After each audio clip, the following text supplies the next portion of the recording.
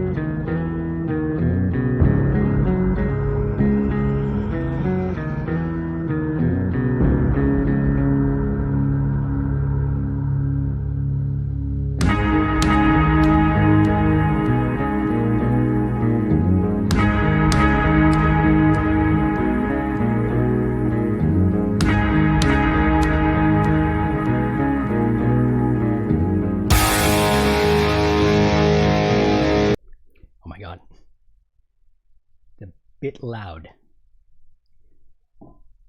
Anyway, so yeah, in 30 seconds, we're going to be talking with DevinReviews, who is someone I've never met, but we were introduced by Andrew from the Crucible, and he kind of set up this talk, which is going to be this kind of open-ended debate having something to do with culture and anarchy.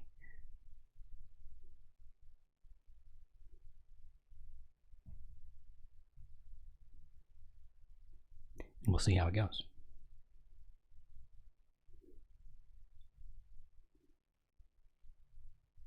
It just makes you crave blood, you know, even if it's not a blood debate. It gets you in the mood. You know, it's everything that I like to see. It's everything that I like to hear. Before we get into it, DevinReviews, why don't you give yourself a shout out, tell everybody what you're about, where they can find you. Hi, hello everyone. My name's Devin. I run a channel called DevinReviews. My main thing is streaming on Twitch. I cover indie games and talk about politics a decent amount while I'm actually streaming. Right now I'm running through Sifu. I'm going to be starting Elden Ring on Saturday. So if you're interested, twitch.tv/DevinReviews. If I have to hear about fucking Elden Review one more time, someone's going out the fucking Elden window, okay? I'm so sick of hearing about Elden Ring, tired of it. Last username, you're up. Tell everybody what you're about, where they can find you. Yeah, I'm last _username on Twitch, and my YouTube channel is called Econarchy. Brand new, just got a few videos up there right now, and I talk about all kinds of stuff, a lot about anarchy and other philosophical, ethical topics. Yeah, good to be here. So for the purpose of this discussion, rather than having a general open statement, because this may turn as much into a conversation as a debate, as we're discussing something that hasn't happened yet, but just the possibility of it happening and the culture that might be defined around it. One of the things that I would put to both of the debaters right up front that I would see is a huge cultural divide that the two of you probably are going to have trouble reconciling on, is this issue that comes up in ANCAP society of freedom of association. And last username, I wonder if you can define what that is and how that would kind of incorporate into the culture of ANCAP society, or if that's something that you propose even for an ANCAP society. Well, I mean, I don't propose culture aside from, the culture of, or I'd say getting rid of the culture of state worship. That's the only kind of cultural change I'm prescribing and trying to create. I don't know if culture is something you can just create that easily. I suppose you can by promoting ideas. As for freedom of association, I mean, I don't know. What do you mean by that? That's it seems like something that just kind of comes naturally from freedom in general, and something. Well, right. So right now, I would say that American culture, British culture, Canadian culture are defined by this kind of Western ideology of egalitarianism. And within the confines of egalitarianism, some of that is that you don't necessarily have the right to discriminate, and it can be portrayed that that's what freedom of association is your ability to associate freely with other people means you're able to discriminate freely against other people. I would say that that would have a massive cultural impact on society, and I think that it's a kind of a linchpin for why a lot of people on the left would be really resistant to such a society in the first place. Okay, so the left believes in egalitarianism, which means you're not allowed to discriminate against people. And you're saying that the common criticism of anarchy would be that there would be a lot of discrimination because the government wouldn't, I guess because people believe that a state is somehow instrumental in preventing that discrimination. I'd say I just don't think that's actually true.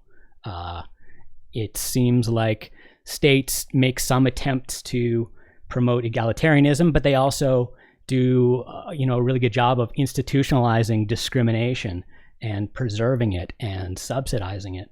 And I think states are probably a net negative for the value of egalitarianism, if that's what you like. Floor is open, Devin. Oh, cool. Okay. I mean,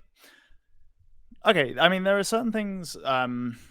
There are probably certain statements you're going to say that I'm actually going to agree with. So there are definitely going to be states are going to some extent enforce certain types of discrimination for sure. But I guess one of my main contentions would be that for a proposed anarchist capitalist society, I would expect there to be more things. I guess I'll give you my broad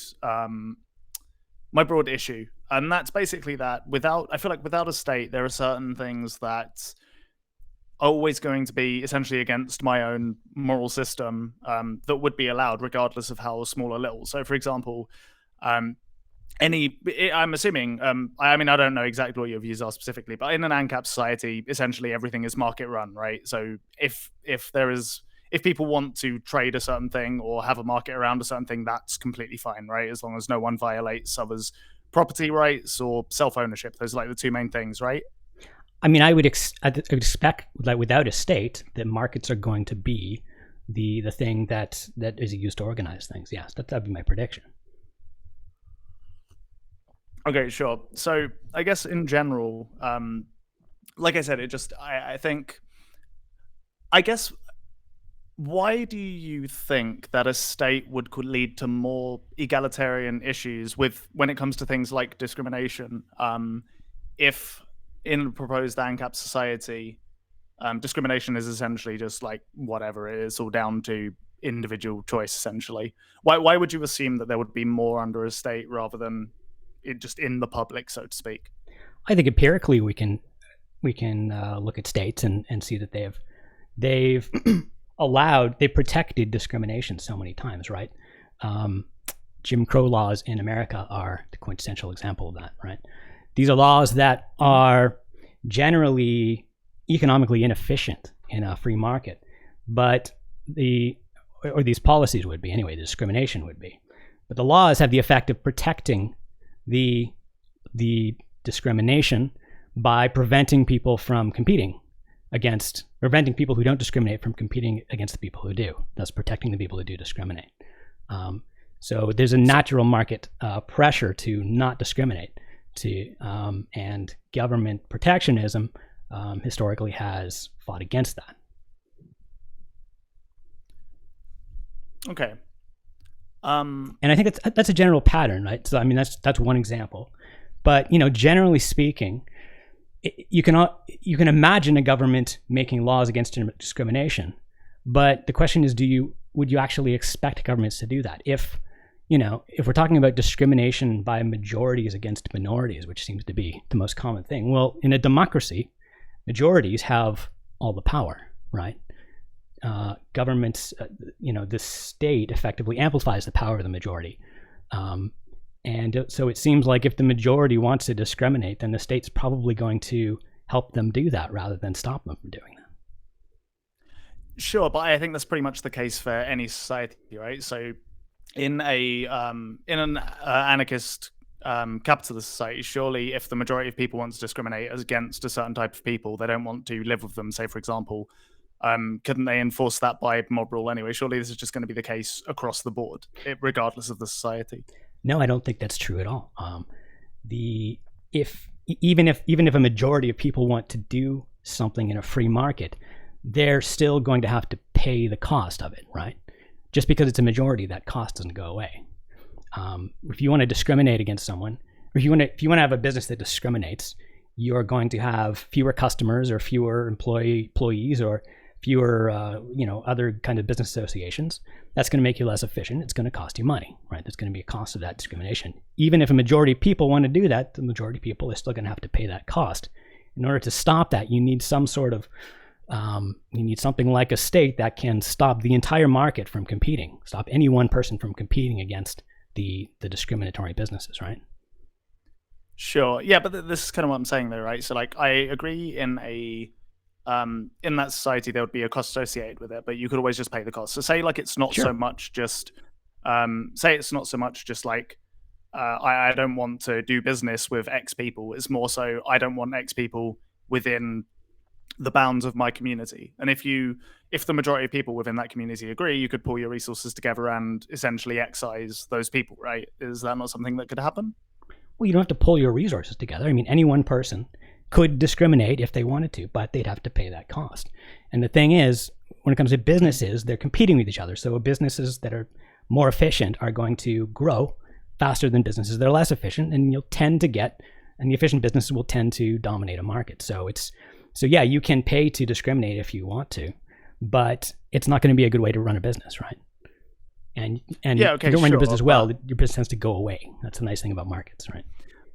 But this is kind of what I'm talking about, though. I'm not necessarily talking about businesses in and of themselves. I'm just talking about within like actual living spaces, for example. Like I know that obviously you have property rights and all of that, but that's not actually guarded by any kind of state. You have to, you would have to defend your own property essentially. You have I'm sure you have a level of mutual respect for certain types of people, but again, like I'm saying, if there's a certain group of people that you want to discriminate against specifically, and you're the majority, there's absolutely nothing protecting those people essentially.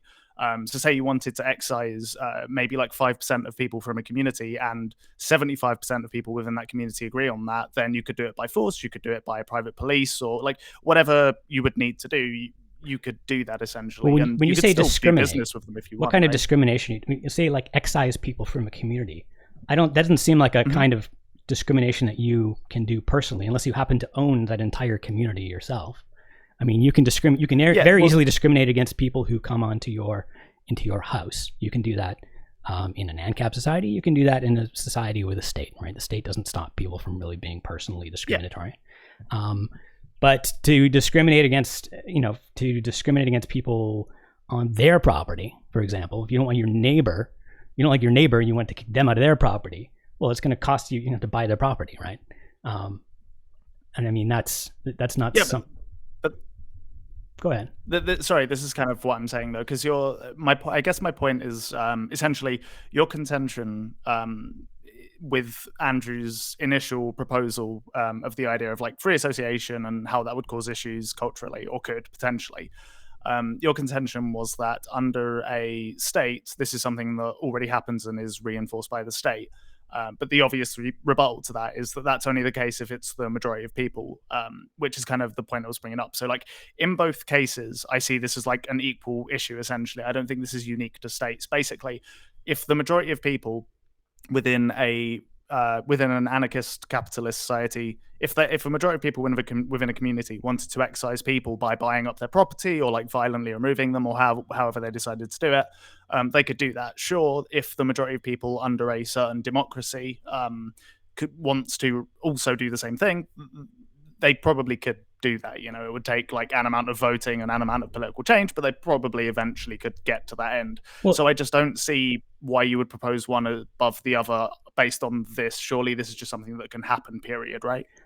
If you want to discriminate against people by buying their property so that they'll leave, then go right ahead. It doesn't seem like a problem to me. Like, if you buy someone's property, like they're agreeing to sell it to you, I guess, I guess they don't have a problem being discriminated against if they're making that sale. As for violence, I would say that you can't do that. You can't just violently kick your neighbors out of their own property in an ANCAP society. I think that's less likely to happen in an anarchy than a state society. The state is what could potentially allow that kind of thing to happen.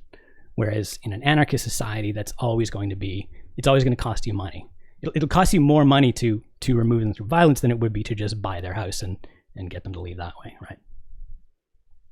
Well, I mean, sure, but what if it's a situation in which someone doesn't want to leave their property, but it's not so much the trade offer or the money incentive that makes them leave in the end? What if it's just the majority of the people there just don't want them there, and they decide to sell their property, but they're not particularly happy about it? That maybe they weren't physically like threatened or anything like that, but there was kind of an overwhelming pressure for them to leave. Well, what are their discriminatory neighbors going to do to drive them out that a state would stop them from doing? Like, the state can't make your neighbors be friendly to you, right? If your neighbors are racist and they're just giving you the evil eye all the time, like, the state can't help you with that. I can, like I said, I agree, but this is kind of my point. I just don't see how a state is uniquely bad in this regard. That's what I'm not understanding, I guess. It seems like in both situations, you could have a majority of people basically decide they don't want to associate with a certain type of people. The only difference is under a state, if the majority of the country want certain protections in place, it would probably take a bit longer to overturn those protections, for example. But like, other than that, I don't think there's, it doesn't seem like there's as big a difference. The reason that I brought this up for you guys, and I'll let you respond to this last as soon as I'm done, but the reason I brought this up is because I think we can all agree that within the United States, after we had the Jim Crow laws taken care of and all of this, the culture radically changed. There's no two ways about that.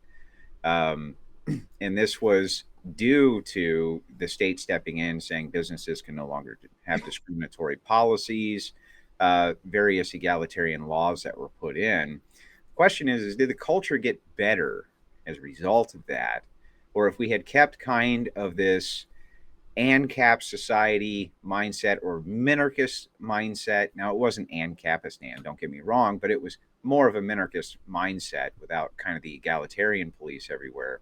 So as culture, as it's changed so radically due to the state stepping in, I think that Devin thinks that's probably a good thing. And I guess what I'm curious about... I think it was the state stepping out. You say the state stepped in, but what happened is that the Jim Crow laws that the state was enforcing got taken away, right? So I would call that the state stepping out.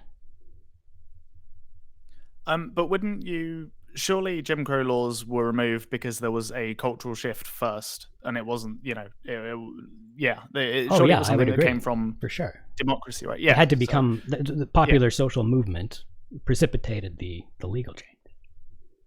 So yeah, but can you really frame that as like the state stepping out? Then surely that's just the state stepped out in response to social pressure. Yeah, sure, but I think saying the state stepped out, I think it gives the implication that they kind of like willingly just decided to do that, but it was very much something that was, like you said, it was something that came from social power rather than anything else, right? Well, you could say they were pressured out by popular will. That's fine. The point is, they were the ones... Okay, fair enough, yeah. It's a minor thing, but... They were the ones protecting the discrimination before with their laws, right? Yeah. But yeah, I guess sorry, it's just a minor thing, but I guess like saying that the state stepped out kind of implies that they did it on their own or whatever, right? To No, some the extent. state was responding to public pressure for sure. Okay, sure. Well, it's a minor thing anyway. It's not really like ultra important. But it took a lot of public yeah. pressure to get over the hump and get the state to actually do it, right? It had to become like a huge social movement, like nationwide, top, very big thing Yeah. to have any effect, right? But I think the reason it had to become a big thing was because there was I mean, I would imagine that Jim Crow laws go back, I don't know, like a decade before they were removed, were probably very popular, would be my guess, right? Probably at one point, yeah. But yeah, so I would imagine that the point is, without a go on, state, sorry. there would have been constant economic pressure on people to not discriminate that way the whole time, even when it was popular, right? Whereas the state actually prevented, like blocked that economic pressure until there was the social movement got critical mass enough that it became, just unpopular to discriminate, and then the state said, okay, we'll flip, right? Yeah. So the overarching question is really just to guide this back where it goes and on the cultural subject is essentially I think what we're getting at is, does the state have a role in guiding culture via discrimination policies, non-discrimination policies, price? I mean, all of these things really have massive cultural influences. And I would suspect, Devin, that you probably think that the state does probably have some type of role in guiding culture a bit. Yeah, I would say that, like, for me broadly, sorry, pardon me, Jesus. Yeah, I would say essentially, for me, the state's role is it's just to enact whatever the people want, broadly speaking, essentially. So, like, the state should guide culture, but it is something that obviously has to come from, a like a cultural place initially. But once there's kind of a majority of people that want a certain thing in place, then yeah, I think you need it enforced I think you need it enforced by a state, because otherwise you run into issues in which, like, small pockets of people that have certain views can essentially um, discriminate in whatever way they want. So, for example, if you, I don't see how you get around the issue if you don't have a state and you run a business, and let's say it's you still do business with other people that you would normally that you're discriminating against, but the type of discrimination you enforce is something like you don't allow them to get jobs at a business that you run. That's something that I don't see how you could get around without a state. Essentially, like, those people would not be able to get those jobs within that area, essentially, and that could be a fairly big issue depending on how many people kind of want that, I guess, within a certain pocket of whatever country or place you're talking about, essentially. If you've got an area, that's something that wouldn't necessarily. You've got an area where certain kind of people, let's say like left-handed people, are being discriminated against, no one will give left-handed people a job. That means, and assuming the left-handed people don't just all leave that area, they want to live there for some reason, then you've got an opportunity as an entrepreneur, if you don't have a problem with left-handed people, to come in there and start a business and hire all the left-handed people, probably get a really good rate on them because they have no other place to work. So you could, at least start by paying them really cheap. You can get all the best workers because you've got all these workers who are being underused. Like, you could have a really, really efficient business taking advantage of this inefficiency, and start your business there and put all the other discriminatory businesses out of business in that area, right? Do the thing that the other businesses in the area are not doing, right? But do you not think there's certain scenarios in which it won't play out like that? So, for example, sure, it might not play out like that. But the point is, there's an incentive to fix that problem, and it's an incentive that people can act on.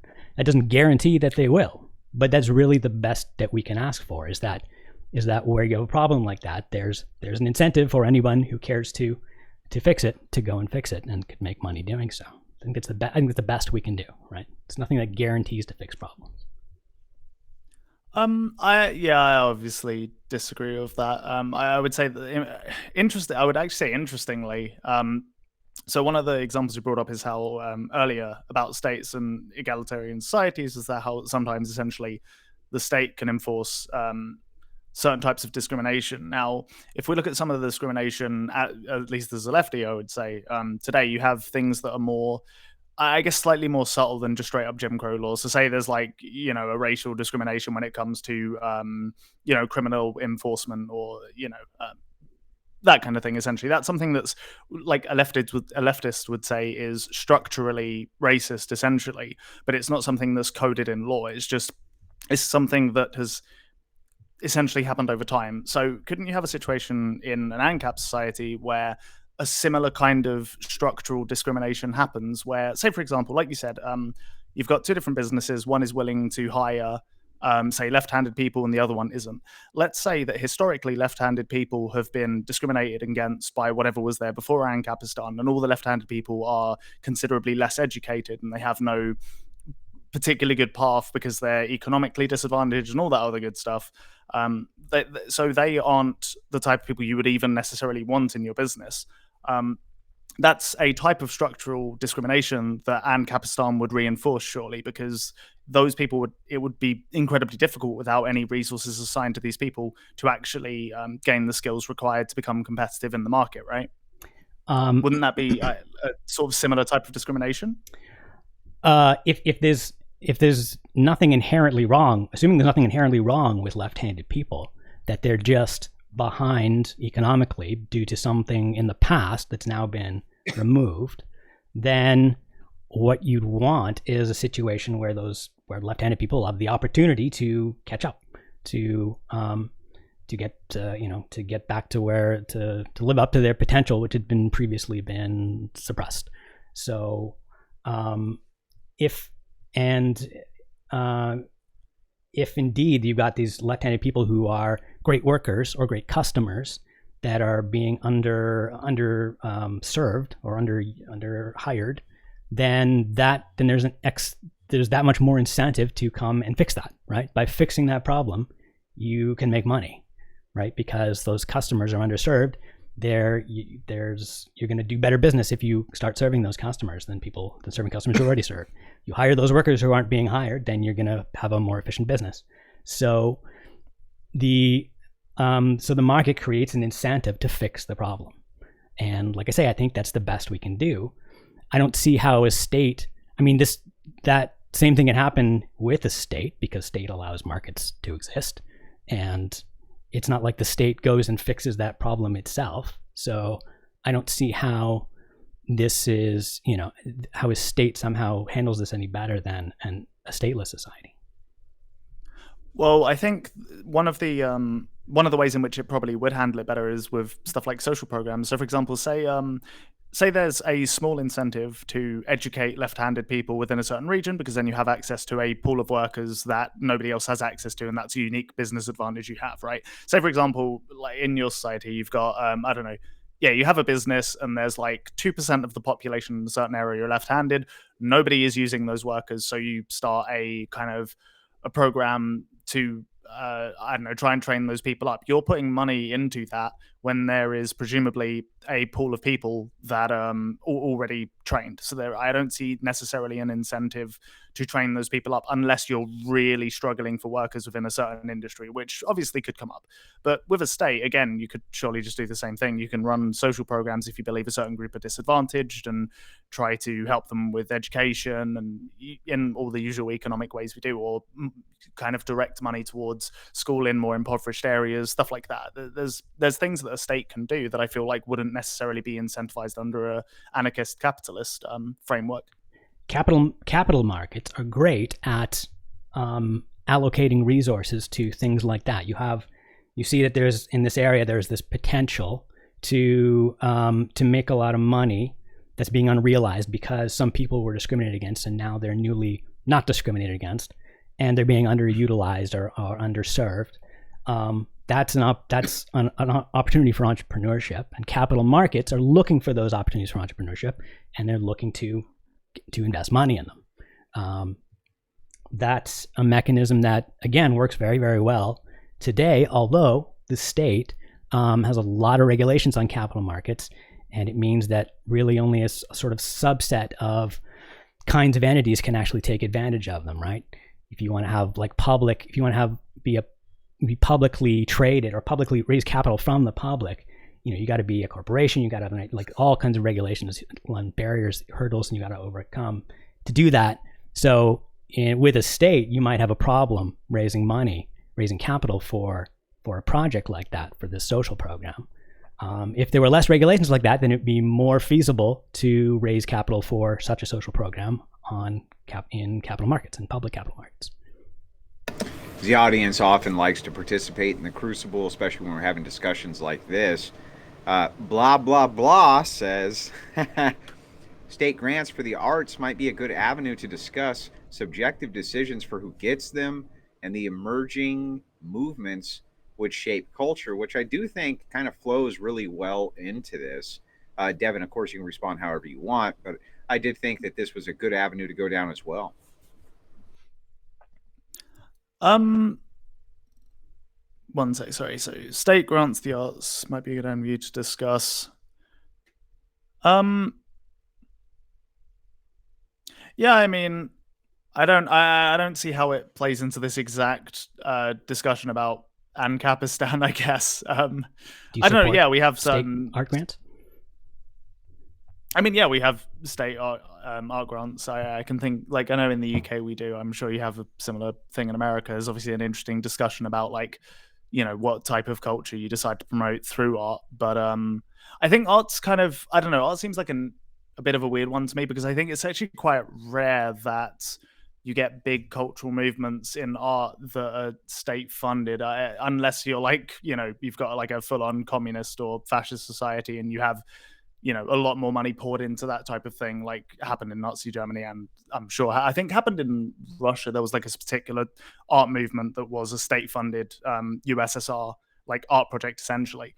But I like, at least in the UK, I can't, like, there aren't really any significant cultural state-funded art movements that I'm aware of, at least. Yeah, as far as I'm aware. I don't know if it's happened in the US, but it is. I don't know. Are you aware of anything like that? Well, it's not a significant portion of any government budget that I'm aware of. It might be in local. The only example I can think of is like in local politics. You might have a lot of municipal money spent on something like a sports stadium, which is not exactly arts, but it's something, something similar to arts, discretionary spending that doesn't seem, it's just wasteful, right? It's the government deciding, well, people don't like this enough to spend their own money on it, so we're going to force them to spend their money on it, which I find really strange. Like, why should the state tell us that, that we're not spending enough money on the opera or not enough money on a sports stadium? Why should those things, why should we be forced to spend more money on those than we want to, right?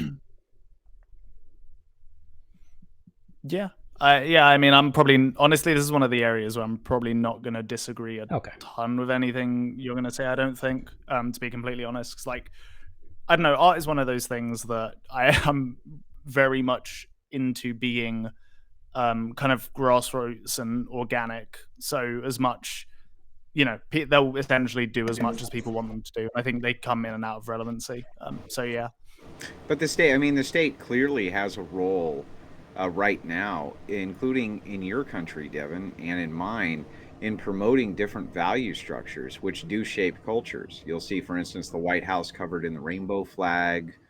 You'll see all types of different government entities really promoting alternative lifestyles, perhaps.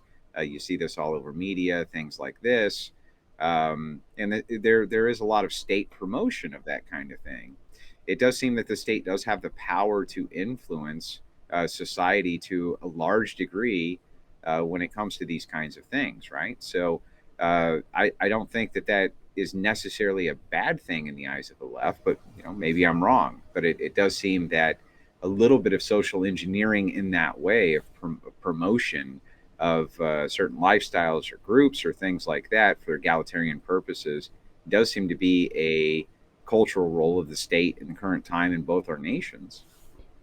Yeah, it definitely is. But I guess what I would say is just, I don't necessarily think that having like a LGBT flag in the White House has anything really to do with art specifically. Obviously, they have a they have a role in the types of culture they want to encourage within the populace and all that kind of stuff. But I think art is kind of like a separate thing, I guess. Like in terms of, I know, like I said, I know there's some state funded like art programs and stuff that's like opera, as last username pointed out, is something that's it's at least partially funded by the government. But that's almost more of like a historic thing rather than a strictly arts thing, I guess.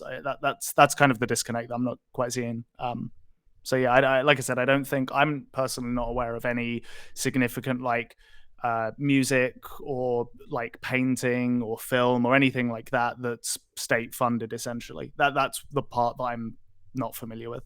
Well, maybe I there's guess some ambiguity go in what ahead. we mean by culture here, right? Because culture, as I understand it, is an extremely broad term. It's basically any kind of knowledge or values or beliefs or whatever that are sort of propagated socially between people. Is that what we're talking about, or we mean something more specific? Yeah, I think it is. I think broadly, if you're a statist and you're trying to talk about culture with somebody who is, going for the ANCAP worldview, the state's tendrils are in everything. I mean, everything, and it doesn't matter which Western nation you're in; they pretty much are, right? Everything from, your money supply to just even how the buses in some cases run.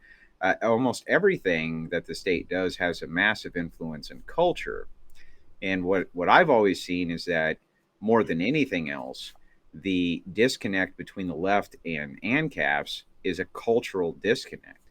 So they think that a leftist would say, look, a state has got to be there at least to some degree in order to keep social cohesion, these types of things.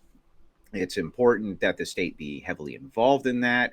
And it's even important for the state to really raise these egalitarian principles up so that marginalized groups aren't completely and totally, displaced or things like this. The state's tendrils are just basically in everything. So it's hard for me to imagine, even in the Ancapistan mindset, right? Even a movie theater line might be radically different if you had private law enforcement agencies rather than public police forces enforcing the general law. I mean, we have really no idea what that would look like.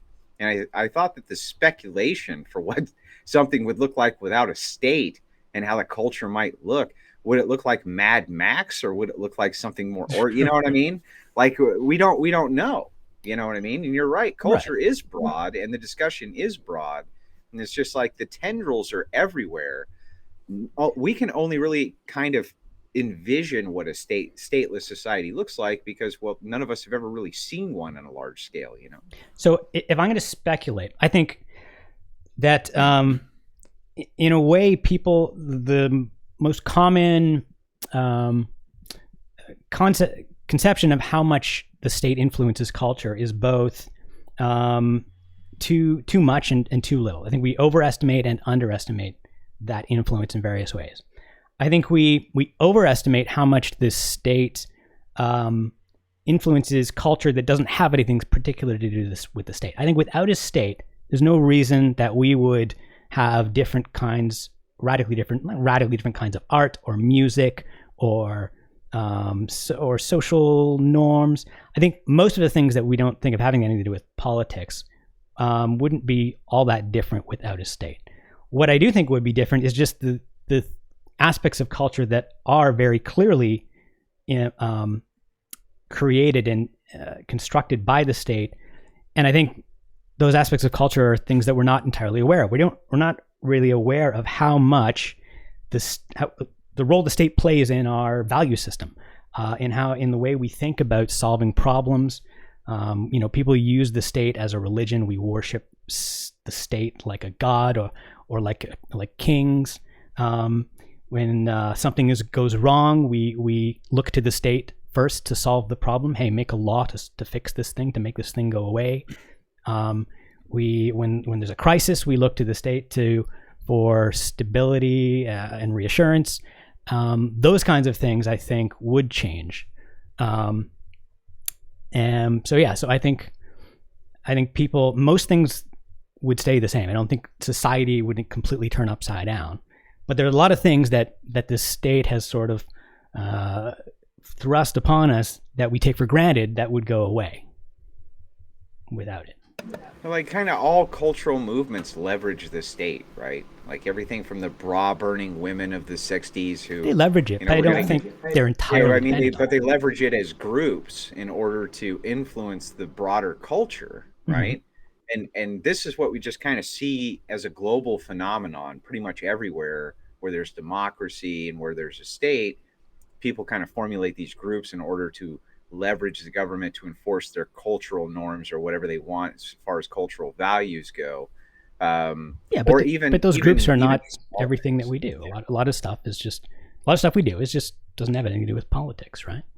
Some people are into political activism. Some people are into making movies or making music or just hanging out with each other. And I don't think that stuff would need to change, right?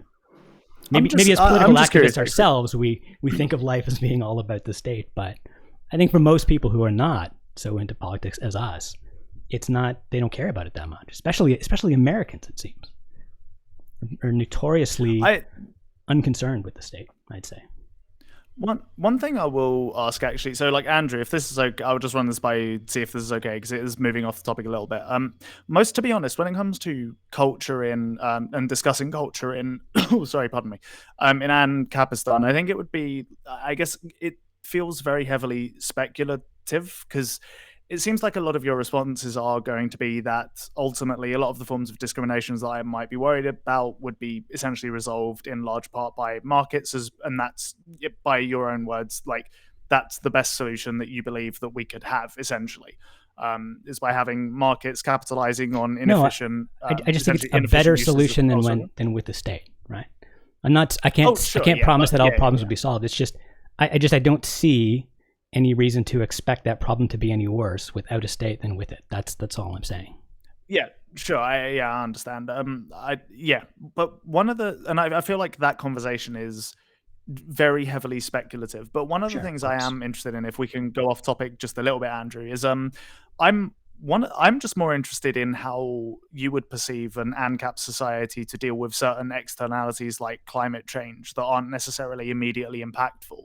Is that something we can go into? But that is culture. Like that's not even. That's not even close to out of bounds. Like there's no doubt that the climate change movement has had a massive effect on global culture.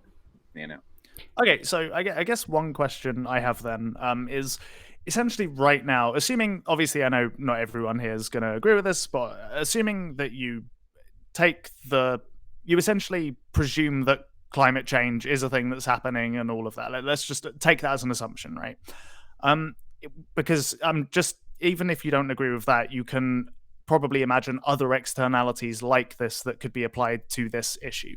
Right now, we do have markets to some degree. I know that you obviously believe there's overregulation, but we do have markets right now, and it seems in certain places where things aren't regulated to do with things like climate change, it has a huge external bearing that's kind of distributed across the planet and isn't something that's like a localized issue. So it's not something that I look at. I wonder how an ANCAP society would solve for something like climate change, because essentially, if you remove all of the regulations and you have a problem that doesn't affect anything that's local to you and won't do for the foreseeable future, how does an anarchist capitalist society deal with an issue like that? How would they deal with something like climate change that you won't see any major issues there right now or locally? Well, climate change is a big problem in general because there's an inherent market failure there. There's an externality.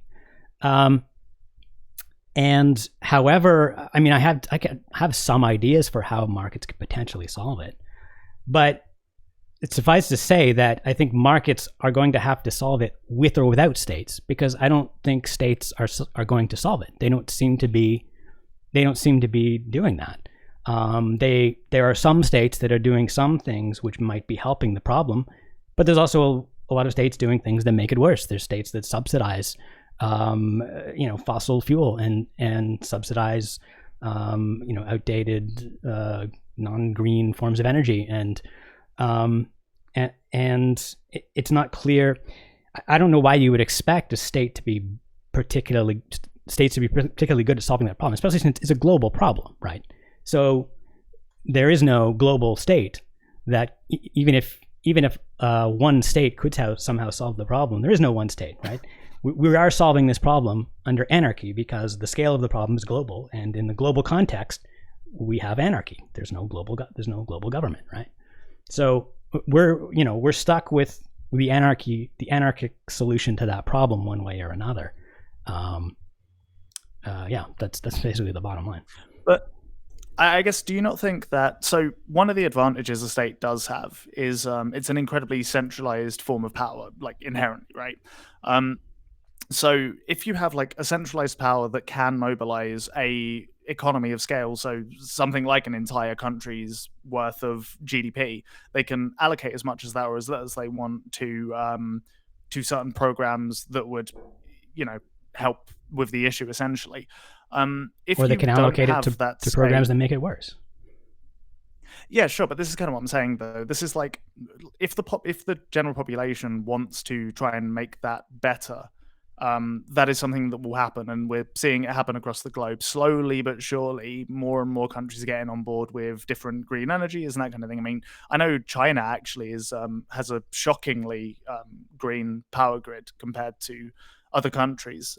Maybe not as much as like certain European ones, but it's still like surprising amount considering they are as big a polluter as they are. But they're definitely like moving in a more green direction. I think as countries tend to modernize, this is something that we're seeing more and more and more. And I guess the issue I have is, yes, you're right. Some countries can make the issue worse, and the state has that large economy to make it worse. But broadly speaking, as countries modernize and as the technology becomes more and more available, it seems as though they're leveraging it. They're generally leveraging it more. The issue isn't getting worse; it's slowly improving now. And I don't see how that would happen in an ANCAP society. I guess if there's no incentive for it, because there really isn't much of one right now, but it's still happening. I've seen no compelling evidence that states are a net good for solving this problem. You can always point to things states are doing that might be helping, but for every one of those things, I can point to something the state is doing that's artificially exacerbating the problem, right? States allow special interests who may not even be the majority of people, maybe a small minority of people who work in some industry that pollutes a lot, to influence state and impose protectionist policies that protect them from where they would otherwise be replaced by some more green industry. Happens all the time. Just the fact that there seem to be a lot of people who are relentlessly against solving the problem, who seem to be ideologically driven to prevent solving climate change, seems like it's a really strange phenomenon that seems to be, that I would blame largely on states, largely on the political process. I think that in a democracy, when one party, you tend to have a two-party system in most countries, or two popular parties, and when one of them takes up the cause of solving a problem, it's very common for the other party to take up the cause of fighting the first party's cause, because that's just how adversarial politics works. And when they do that, they take half of the society with them, because half of the society just sort of goes along with whatever their party promotes, whatever it is, whether it's true or productive or not. So I think you have an enormous amount of counterproductive sentiment out there generated by the state and the political process. I guess I would partially disagree with this though, because I don't disagree that obviously politics is very adversarial, and this is the phenomenon you're describing does exist to some extent, but I don't think that you can really point to a political party that seems to take the opposite stance of a certain party, while the population that votes for them disagrees with them on that issue. So I would say that the reason that there are a lot of parties that are very anti-green energy is largely because there's a large part of the population that is anti-green energy. And again, I don't necessarily disagree with a lot of your criticisms of the state when it comes to why this would issue. why would so much of the population be so anti-green hang on, energy? Last. Let him finish his point. Okay. Go ahead, Devin. Yeah, sorry. The point I was getting to is that basically I may agree with you that there are certain issues within the system that we have, but at the same time, my main contention is that we're doing little to solve it now, but I don't see where there would be any incentive to solve it at all in an ANCAP society. That's the main issue that I have. I just don't see if there's no profit incentive. Like I know you said you would also maybe not struggle to think of ideas. You have a couple, but it was nothing like solid or anything like that because the problem is so externalized and so kind of like over such a long period of time. So I could. What are some of your ideas for an ANCAP society to solve this issue? Because that's where I'm struggling. I don't see where Well, the first of incentive all, would be whatsoever. you said there wouldn't be any incentive for people to solve it. Where do you think that incentive comes from now? So why does anybody care about this problem? So the reason people care about it now is because it's an issue that's slowly going to make the world worse over a very long period of time. But it's an issue that every individual can care about for sure. But even right now, we don't see people, en masse making huge lifestyle changes to help with the issue. So that's a problem we're seeing now. But if it's in an ANCAP society, I don't even know if people would want to kind of try and make the systemic changes that we're slowly making now that the population does want to make. In an ANCAP society, I don't see why anyone would want to do that whatsoever. Why would you? Well, why? Because it's so. But why would you expect those changes to be made now with the state if nobody wants to make? Why would you expect a state to do something that nobody wants to do? Unless it's an autocracy, right?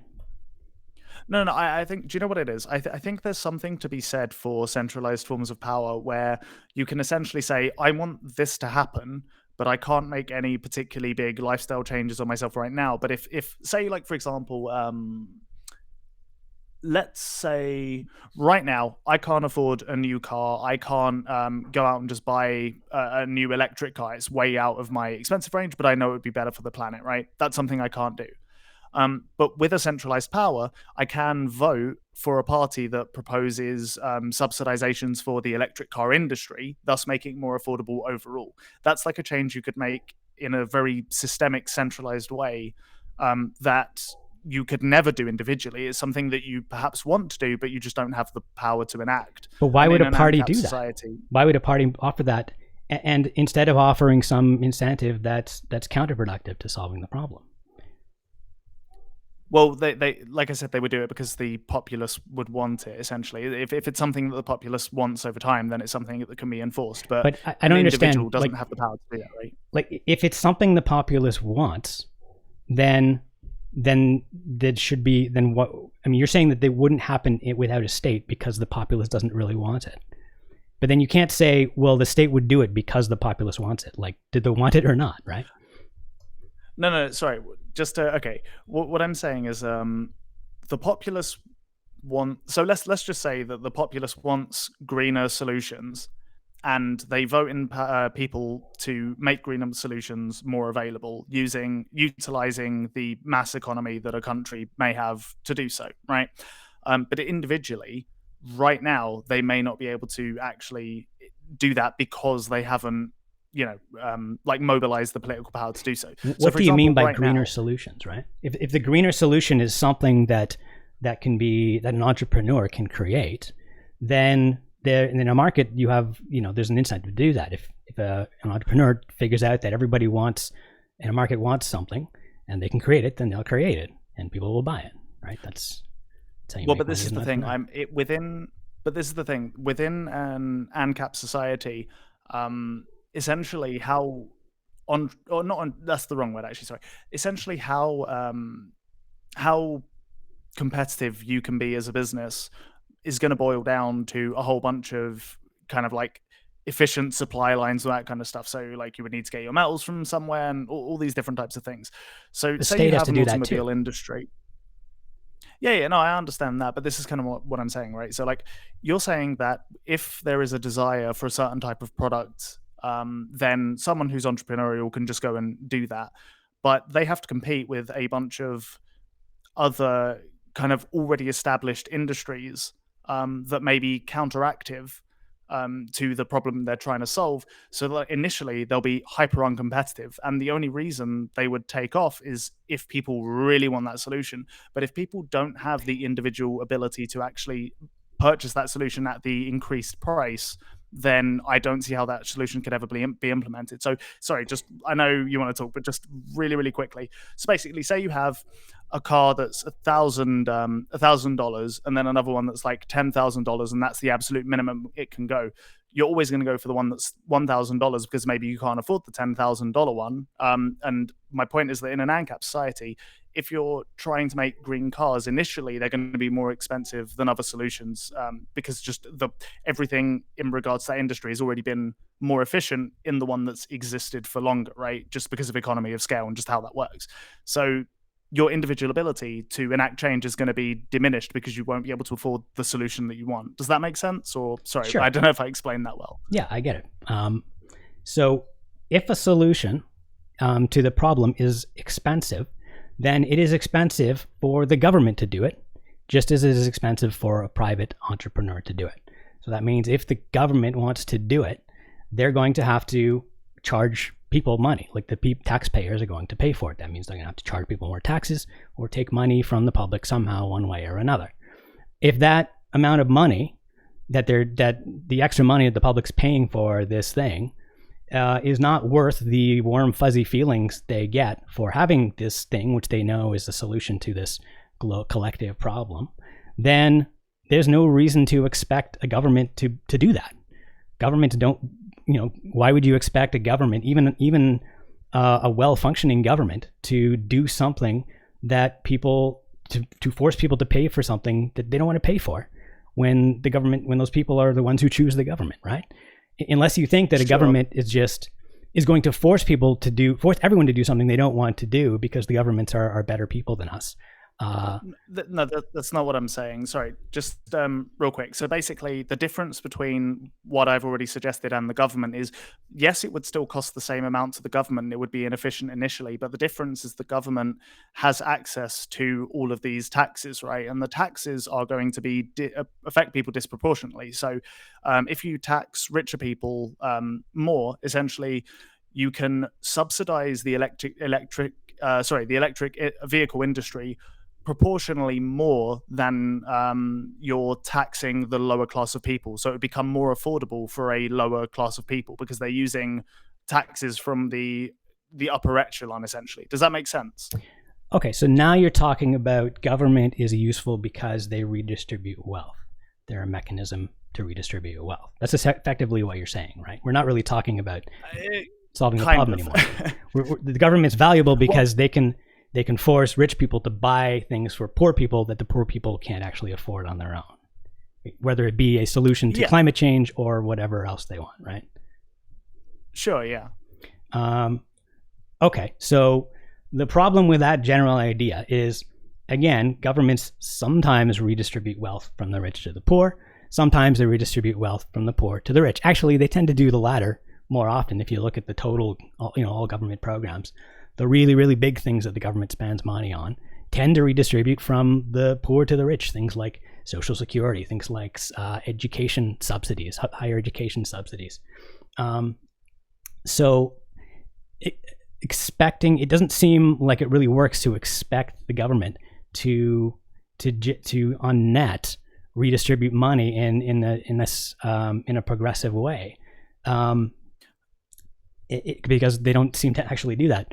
Plus, in a society, in a developed country, the way wealth is distributed, most of the money is not among the rich people. Most of the money is sort of like in the upper middle class, and that's going to be a group of people with a lot of voting power, right? It's not just a few rich people with all the money who are, you can just ignore it in an election.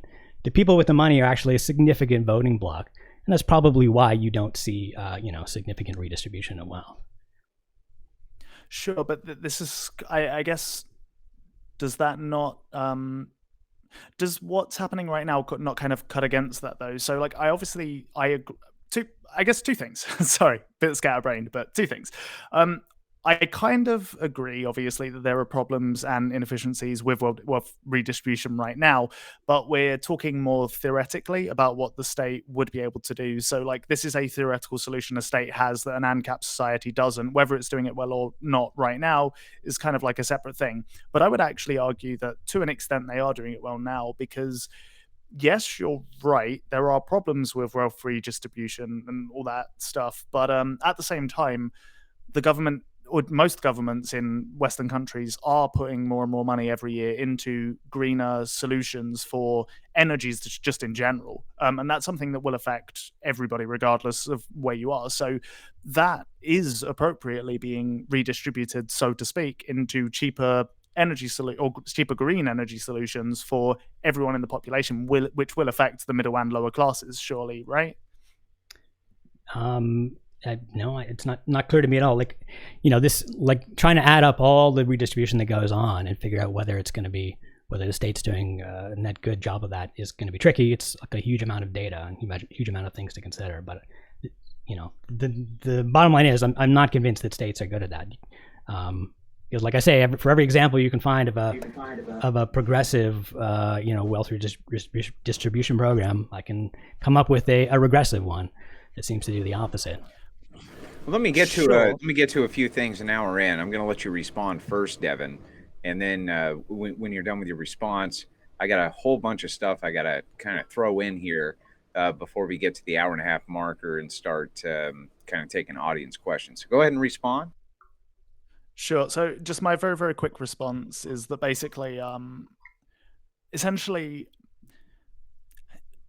the argument I would make is that, yes, like I said, you can point to things that states do that are promoting fossil fuels and that kind of stuff, but ultimately this is a change that's happened over time. So a lot of those elements might even be hangovers from kind of a history where we didn't want greener solutions. But as more greener solutions are wanted, more are getting implemented. So yes, states are still doing certain things that we wouldn't want, essentially, us as in the progressives, but they are implementing over time more progressive green policies. So I still think that this is something that is happening, just slowly and perhaps inefficiently, but it is still moving in that general direction. So I just don't see any argument that makes sense that to say that this isn't something that's, I don't know, that's like essentially redistributing green energies, so to speak. But Well, right now we have a big problem, gentlemen, and our problem is gas prices. Now, I think that this, in a way, I hate to say it, but in some ways you kind of got to hand it to the ANCAPs, right? Because the current gas prices are truly a whole bunch of ineptitudes between a whole lot of different states fucking up a whole lot of things, right? Am I wrong on this, Devin? Well, I mean, kind of. I don't know so much about the US's situation, I guess. But if I had to guess, the issue with gas prices right now has probably got more to do with COVID and general productivity and just getting different resources to different places in an efficient manner. Inflation is one of those things that's cool. It's kind of more multifaceted than people think, and the way consumer goods are affected by it is also slightly more multifaceted than people think. So, yeah, I don't know. Yes, gas prices going up. I don't necessarily think that if an ANCAP society went through COVID, gas prices wouldn't be affected either, though. I feel like they probably would be. I mean, it's kind of, but I mean, all this really happened because two states are having a war, right? Like, more than anything. Sure, yeah. Yeah, we got two states having a war, and we have other states punishing those states for having a war. The people inside the different states get punished on behalf of these people having a war, right? So that we can help the people inside the states of the states that are having a war. It's like, don't ANCAPs kind of have a point here? I don't necessarily think so, because if both Russia and the US were ANCAP states, I guess, like, assuming you still had alliances between countries, or if only one was ANCAP, if only the US was ANCAP, I guess, yeah, no, I guess they would still trade. Come to think about it, yeah, I suppose because you wouldn't have government sanctions. Yeah, I mean, maybe, yeah, I guess so. Yeah, so, but, kind of over to you, last username. We got to ask this too. You know, the state does do a lot when it comes to price regulations and price fixing from people being taken advantage of during catastrophes. You know, and people don't really talk that much about that. But for instance, I remember when I was to use my English friend from across the pond's words, right? When I was a wee lad, right? I was Yep, in nailed it. I was in a huge, monstrous, massive earthquake, and it was in Southern California, and it was I mean, it destroyed everything. I mean, everywhere. It just fucking wrecked it. Um, and I remember the Red Cross came in, and they were basically selling blankets and coffee, but they were selling it, you know. And the Salvation Army came in. Now these are two private groups, and they were selling everything for a little bit cheaper. But there was also government trucks that came in, and they started just handing out water, and they weren't charging us for anything, and they weren't there to take advantage or scalp us or things like this based on the market activity.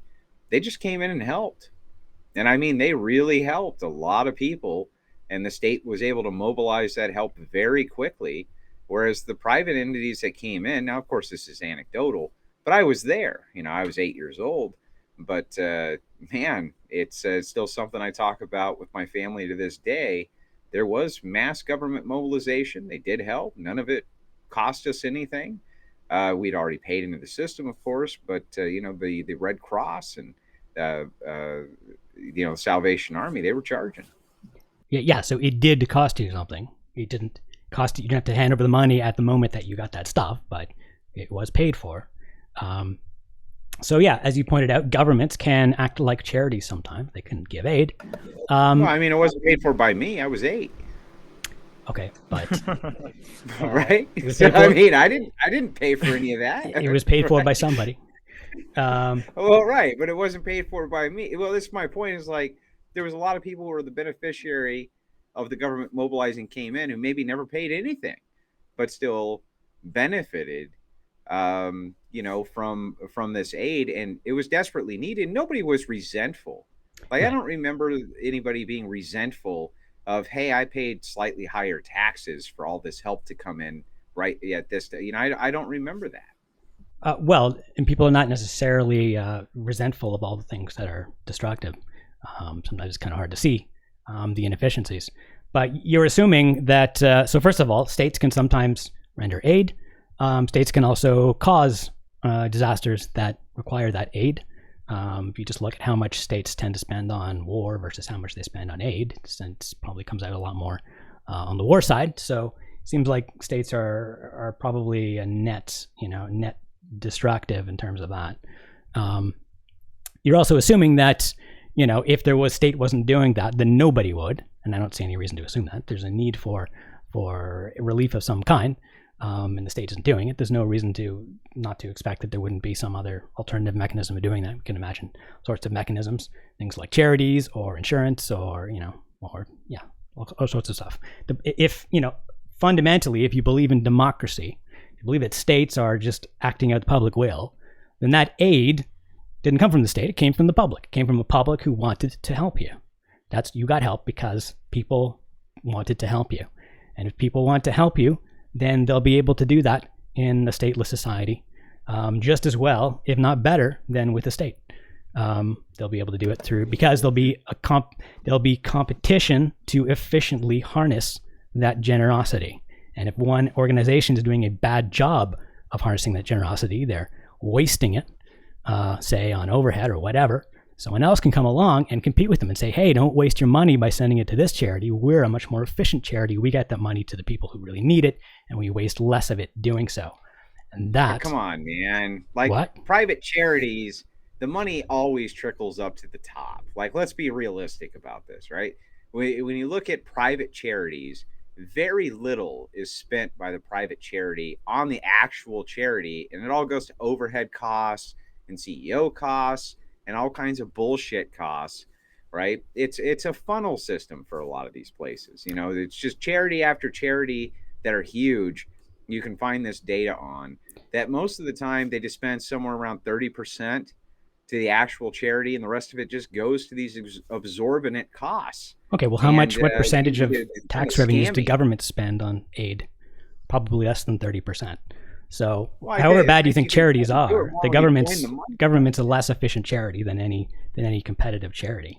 So again, the best you can do is simply have a market for charity, so that if all the charities are bad, that if one charity is better than another one, then people can figure that out and send their money to the better charity. And if all the charities are bad, then people can come along and start new charities that improve on whatever they're doing wrong, right? I don't see that. That seems like the best you can do. I think that quite makes sense, though. I mean, like, if you look at government budgets, I feel like, sure, they don't spend 30% on literal aid, but they do spend 30% on, or well, a lot more than 30% on, things like or at least I can speak to the UK. We have, stuff like our socially funded healthcare system. We have like public infrastructure. You've got money going to schools.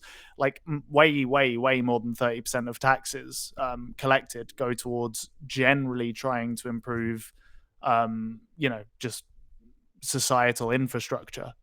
So I would say that, like, it's not aid strictly speaking, and there are obviously elements, like Andrew pointed out, with disaster relief and stuff like that. There are elements like that, but when you look at the general amount of like charitable stuff that a government does, it's going to come to a lot more than 30%, right? I mean, like, surely you would agree with that, right? It depends. Okay, so when you're talking about how much is spent on it, I mean, obviously 100% of what the government spends is spent on ostensibly publicly beneficial things, because by definition everything the government does is supposed to be publicly beneficial. But if you're talking about overhead, like the overhead of a charity is comparing how much money, how much value gets to the recipients of the charity, right? The people who they are helping specifically, versus how much of it goes into administration and so on. Now, comparing that, it's hard to compare that apples and oranges to a government, because a government is not strictly a charity. They don't just give aid to people like that. They also do all these other things. But I don't see any reason. There's no particular reason to expect that the government does charity any more efficiently, or does these kinds of aid any more efficiently than these private charities do. I'm not aware of any evidence like that. Well, it's kind of bizarre, though, right? Like, the state will tell a charity, like, you have to follow these criteria to be a charity. In Ancapistan, like, who's rendering the aid, and how do we know that your charitable dollars are actually going to the right thing? You can have a PR campaign, like, you remember the Sarah McLachlan, right? In the Arms of the Angel campaign, right? And then you had that fat chick who was over in Africa around the starving kids, right? These are great PR campaigns that, like, just funnel tons of money towards these charitable organizations, but how the fuck do you know where it goes without some type of if those charities enforcement agency? You know what I mean? Those charities want to convince people to donate money to them. They're going to have to convince those people that they're actually doing good things with those money and they're not corrupt and not wasting it. And like I say, if they're not doing that, there's an opportunity for some competitor to come along and compete with them, possibly by exposing the fraud that they're committing. Plus, if they're just outright committing fraud, then there'd be ways to take legal action against them. Sure, I guess my overarching point is, like, private corporations and government both are phenomenal at PR. In fact, government agencies will hire PR campaign managers from the private sector all the time for different propaganda. I mean, the military has done this. If you look at Philip Morris and the smoking campaigns, that was all done by one brilliant propagandist. So what I'm saying is that you can have a great PR campaign with a private industry that can make you believe that they're utilizing your money for all of the right things through these charitable organizations. And then when a government agency comes in and scrutinizes it and goes, wait a second, you fuck, you're only spending 10% of everything that you've collected, millions and millions. Like, think even something recent like the Hillary Clinton campaign or the Trump campaign, depending on which side you're on, they're different charitable organizations and this and that. And then once they're researched and looked into, and some type of body that's third party comes in and actually regulates them, you find out, well, where the fuck is all this money going? So my big problem is that, okay, sure, you can have a private organization that dispenses a huge amount of charity As far as their PR is concerned, they do. But how would you, the layman, ever know that they actually were? You would just kind of be tricked into believing it, right? Sure. I mean, so private companies can try to deceive you, private charities can try to deceive you, and the government can try to deceive you. The difference is that if you see past the ruse of the private charity, you can then take your money and give it and put it somewhere else. You do something about it. Whereas once you find out that the government's wasting your money, you still don't have a lot of options for what to do other than, uprooting your life and moving to another country or something, or trying to vote them out. But that's much less powerful than simply immediately taking your money and moving it somewhere else. So yeah, figuring out what is happening with your money when you give it to a charity is a difficult problem, whether you're giving it to private or charity or the government. And it's one of the problems that can also be solved by entrepreneurship, right? If there need to do investigations into charities and rate them and compare them with each other, that's a whole new industry of people who investigate charities and rate them and provide maybe like a system like Amazon where people can rate the charities and post information about them and stuff, right? Just like they can do for the government. So basically any potential solution to that problem can exist in a stateless society just as easily as in a stated society. The only difference that the stated society makes is that when the government is screwing you over, even when you find out that they're screwing over, there's still a lot less that you can do about it. Well, Devin, doesn't that kind of sound a bit utopian? Yeah.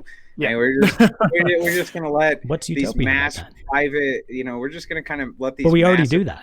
Agencies that we know are pretty much scumbags with these massive PR campaigns, who, without any type of third-party regulation whatsoever, can literally trick you and have been known to do so without this regulation. You know what I mean? Why do you think the government is going to be less of a scumbag than anybody else? I don't think that they'll be less of a scumbag. I just think then how are they going to help? Well, I'm saying there's some type of check there at least, Is there? What's the check? Yeah, I think that there is. Well, if you have a third-party agency that's going in and auditing these different charities to make sure they come in compliance with government regulations, that's a check that you wouldn't be able to provide in ANCAP's. Why not? Isn't it? You can have third-party. You can have multiple third-party agencies that do that. You started an agency to do that. You started a business.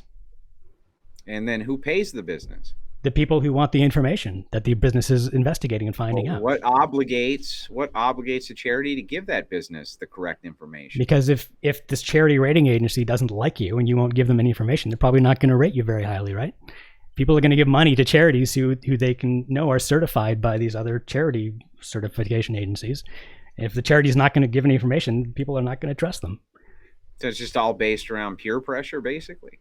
It's based around market forces. It's based around choice. When consumers have choices, they can choose where to put their money. And if they need more information, they can hire people to get that information for them. Yeah, I mean, obviously, you seem to think that market forces would essentially solve for a lot of these issues better than a state could. I obviously disagree. I think it's one of those things that sorry. But yeah, this is one of those things where I feel like it's difficult to really prove either way. But one of the things I can say about Ancapistan that I would have a huge moral, I would be essentially in huge moral opposition towards is you would have markets that essentially, because there's no oversight or regulation, any type of market can exist. So you could have a highly immoral market that in a state society would be, essentially illegal. So say, for example, obviously the other way happens as well, but say, for example, I don't know, the child sex slave market. That's something that in Ancapistan just could exist and probably would in a very, very small niche. It'd be a small group of individuals that would engage in that.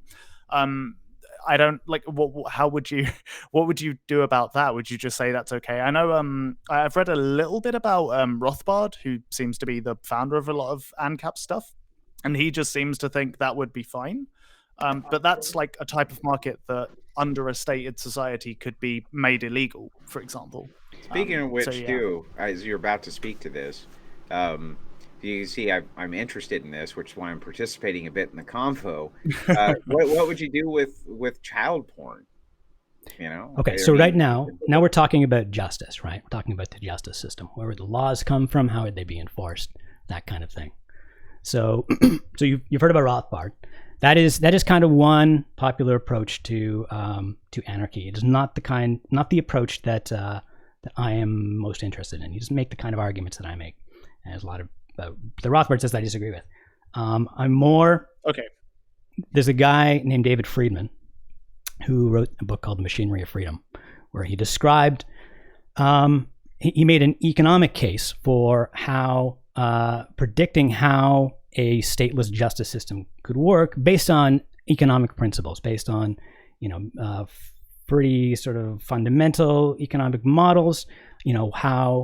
How would you have a competitive system of justice where you'd have people, businesses competing to protect your rights, businesses competing to arbitrate disputes between people, dealing with punishment, things like that.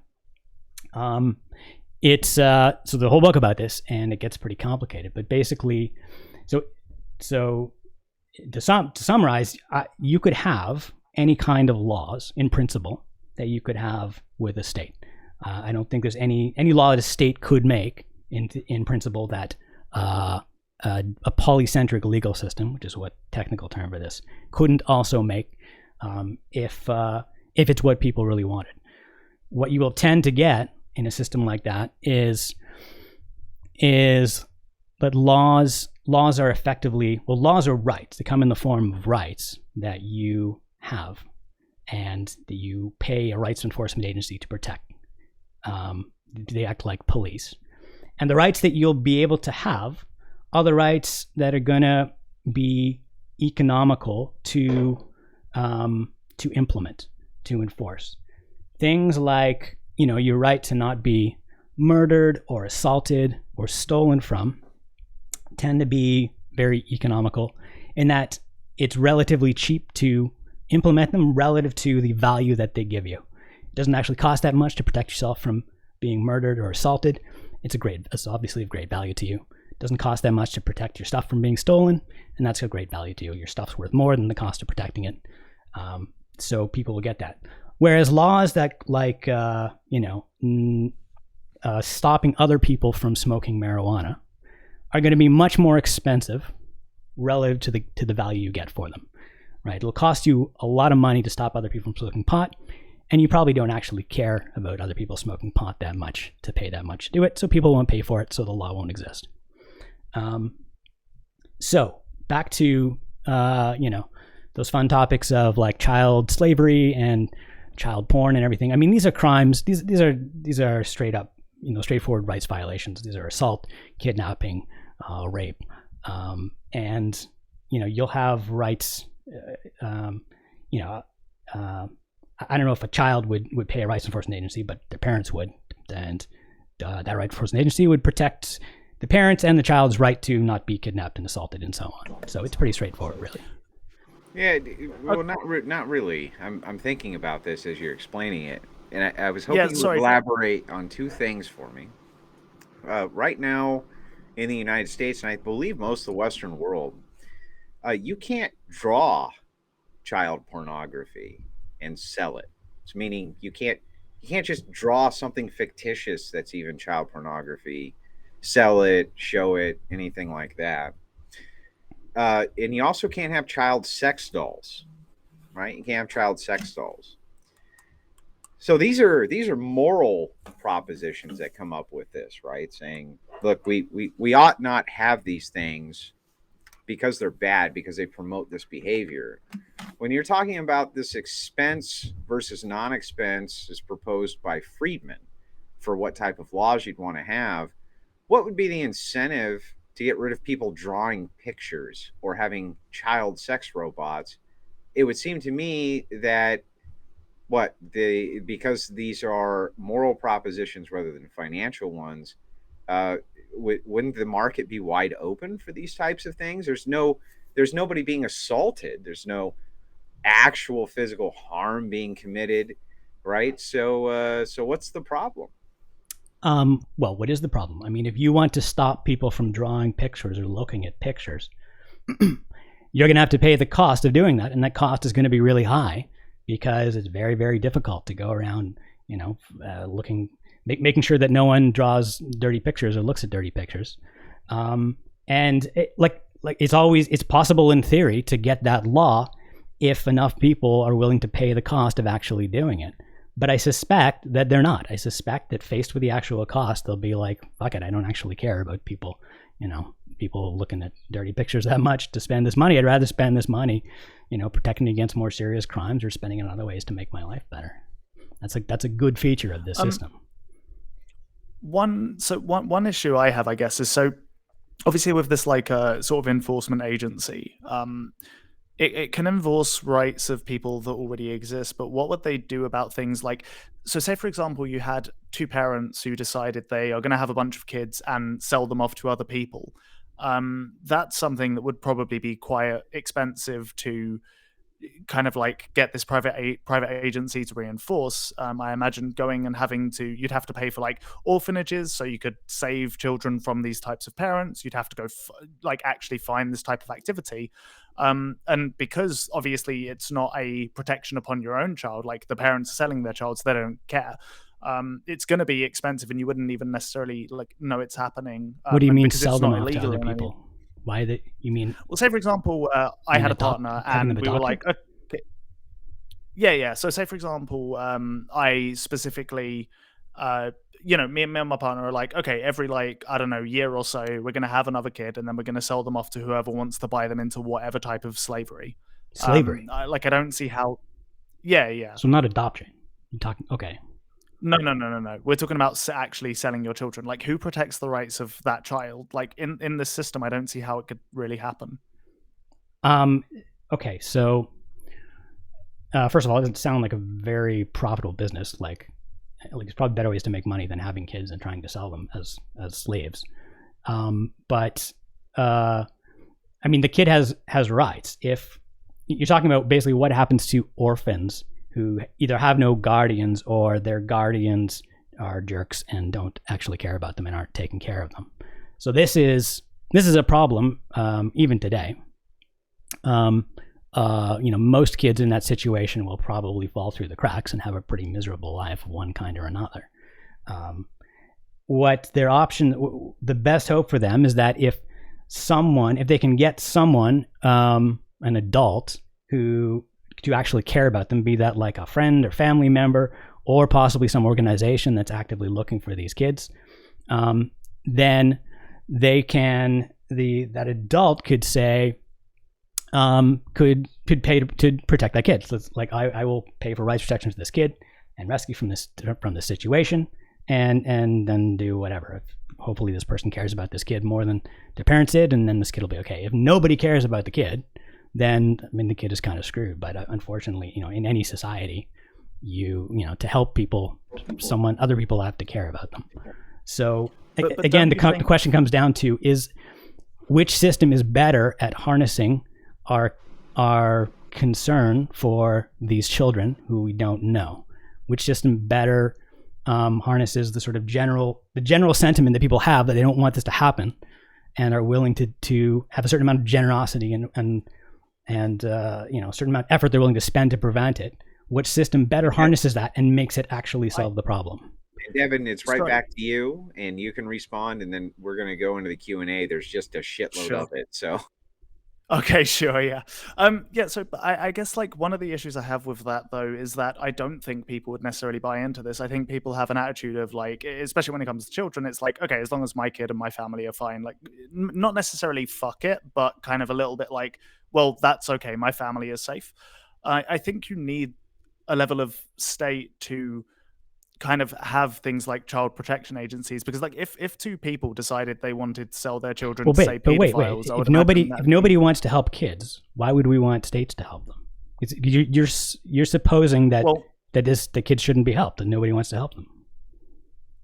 No. I think that generally speaking, people do want to help kids, but they don't want to help kind of they're more interested in helping their own kids, and they're okay with a government helping society's children. But I don't think in an ANCAP society enough people would want to pull together to protect all children. Why would people be okay with a government helping kids but not be okay with a stateless society helping kids? Why do people suddenly turn Well, into okay, horrible monsters when the state goes away? Well, I'm just curious. In an ANCAP society, do you think people would, like the whole ANCAP society at large, would pay for some kind of like private child protection agency that tracks all children that are born and takes the ones that are being abused away from their parents? Do you think that an ANCAP society would want to pay for that? I'm just curious. Well, some people would, sure. Why not? I mean, if we Yeah, want a but do you government think to it do would be it, we're enough already paying for actually- that, right? If the government does it, we're paying for it to taxpayers, and we're voting for governments that tax us in order to do that, right? That says to me that people want this done, and they're willing to spend some money on it. If people want something done and they're willing to spend money on it, then in a market society, that's an opportunity to solve that problem, to harness that generosity that's out there and put it to use solving the problem. Just like governments do, Okay, but but I then, think like- markets could do it better. Fair enough. I just don't. Because when the personally see government that fails happening, at it, as they are, I don't know if you've ever looked at government foster programs or government child welfare programs. They are not clear. They're doing really good things for those kids. I've heard a lot of horror They're a stories fucking about mess. kids going through those let's be systems. honest. So yeah. in a system, They're a you know, fucking mess. with the state, we're stuck with that system, and we have to keep paying for it, even if it's doing more harm than good. But in a stateless society, at least we can say, well, if there's one charity that's trying to help kids and is actually hurting them and making it worse, well, we can take our money and immediately give it to some other charity that's going to hopefully do a better job, right? At least we have that choice. I don't see how we could do any worse by being given that choice. I mean, he makes a good point. For instance, Devin, foster, when you talk about foster care in the United States and the rates of drug use and the rates of sexual predatory behavior, this type of thing that ends up often following these people, along with the exorbitant adoption fees, sometimes upwards of $15,000 to $20,000. And these are state regulated industries. You would have to admit that in the private market, if you had orphanages or things like this, where parents were vetted without these exorbitant costs, there might be a better possibility to get these kids the help that they need. I can't really argue too much with that, considering how fucked up the system is from all the various people. I wouldn't say hundreds, but I would say dozens who I've had these types of discussions with, who are like, look, this system's really fucked up when it comes to kids who are outside of the even two-parent household. It becomes very, very difficult for them, Yeah, I don't necessarily disagree. I guess my contention is that in a state society, you kind of have, I guess, this idea of the collective. And I think there is a want to try and kind of help people out to some extent, obviously varying degrees depending on which country you're in, but it's still there. And I just guess my contention is that in an ANCAP society, it's not so much that people would turn into monsters, but the emphasis is more on the individual. And I think that shift in focus would lead to organizations like that actually being big enough and effective enough to do more than what the states do now. I think that's a bit of a, I don't know, it seems like a long stretch to me, but obviously it's a difficult thing to know. Obviously there are lots. Foster care right now is fucked, like, for sure. I'm not going to deny that. If the will is out there, if the public is willing to spend the money to solve this problem, and they want to solve the problem, there's no reason to think that the system wouldn't, that a market wouldn't be able to solve it, that someone won't come along and say, okay, I can solve this problem for this much money. If you're willing to pay this much money, if you want the problem solved this badly, then we'll solve it. And if people don't want to spend the money to solve it, then I guess it shouldn't be solved. I mean, that's saying that people really just don't give a shit. They're not, they don't want to spend whatever it takes to solve the problem. And I guess we'd be wasting our money to solve it. But I don't really think that's the case. I think people want to solve problems a lot, are willing to spend a lot of their money to solve problems. And I think the state monopolizes all that generosity and wastes it and squanders it on solving very, very few problems. And I think if the state wasn't competing with private industry, with private charity for our generosity, all like that third of our income that we spend on the state, largely expecting the state to sort of help other people with it, a lot of that would be available to charities to do the same thing, and we'd get much, much better results. I find this discussion to be very interesting. I appreciate both of you guys having it right here on the Crucible. I think that when it comes to Ancapistan, as we would call it, right? That because we're projecting a society that not that many people really understand. I think it takes a lot of diving into it to really start to flesh out the Yes. various nuances and things like this. That the more of these types of discussions that we can have on it, so that it's out there in the ethos, because I don't even think that it's having done enough of these arguments against ANCAPs, I want to make sure that people understand the actual viewpoint that they have. From their perspective, the things that you're saying are foolish, right? They're like, no, you don't understand, right? This is the you're looking at everything from your foolish statist slave mindset, all right? You haven't done the proper research, and you haven't really dived into it. And I think that they have a point. And I wanted to try this with culture, and it kind of ended up devolving into, like, what would your policy in Ancapistan be for blank and blank and blank? Because maybe we can't get to that hurdle of even projecting what culture will really look like with this society that is still very much theoretical, and that we're still just kind of trying to figure out what it even looks like. I think there's good advocates for it. Last Username is a really good one. FL Scott's a really good one. There's not that many who are out there, but I do find it fascinating, even if you're just someone who's looking at minarchy, to engage in these kinds of ideas. So I do appreciate both of you, taking the time and allowing the humble moderator, who's not so humble, to participate. Right. I'm going to give you guys a quick 3-minute wrap up. If you need to take a little more time, that's okay, before I get to the Q&A, and just kind of flesh out your thoughts on this and anything that you didn't get to before we get to the audience questions. Last Username, you can go first. Yes. Okay. So I think we have this way of thinking about the state, and I think particularly progressives think about the state this way. We like to think about the state as this sort of extension of our will, right? We're always talking about what the state could do, what can the state do, what should we do, as if we somehow have control of the state. That's a way that that the state, or I guess the democratic society, has kind of trained us to think that we can make the state do things, but we can't actually do that. And it doesn't really matter what the state can do, any more than it matters what a market full of people can do if they somehow manage to perfectly coordinate and share all information and act efficiently collectively. Because markets don't actually do that. We know that. We know that markets don't coordinate like that. They act as individuals, and they follow their individual incentives.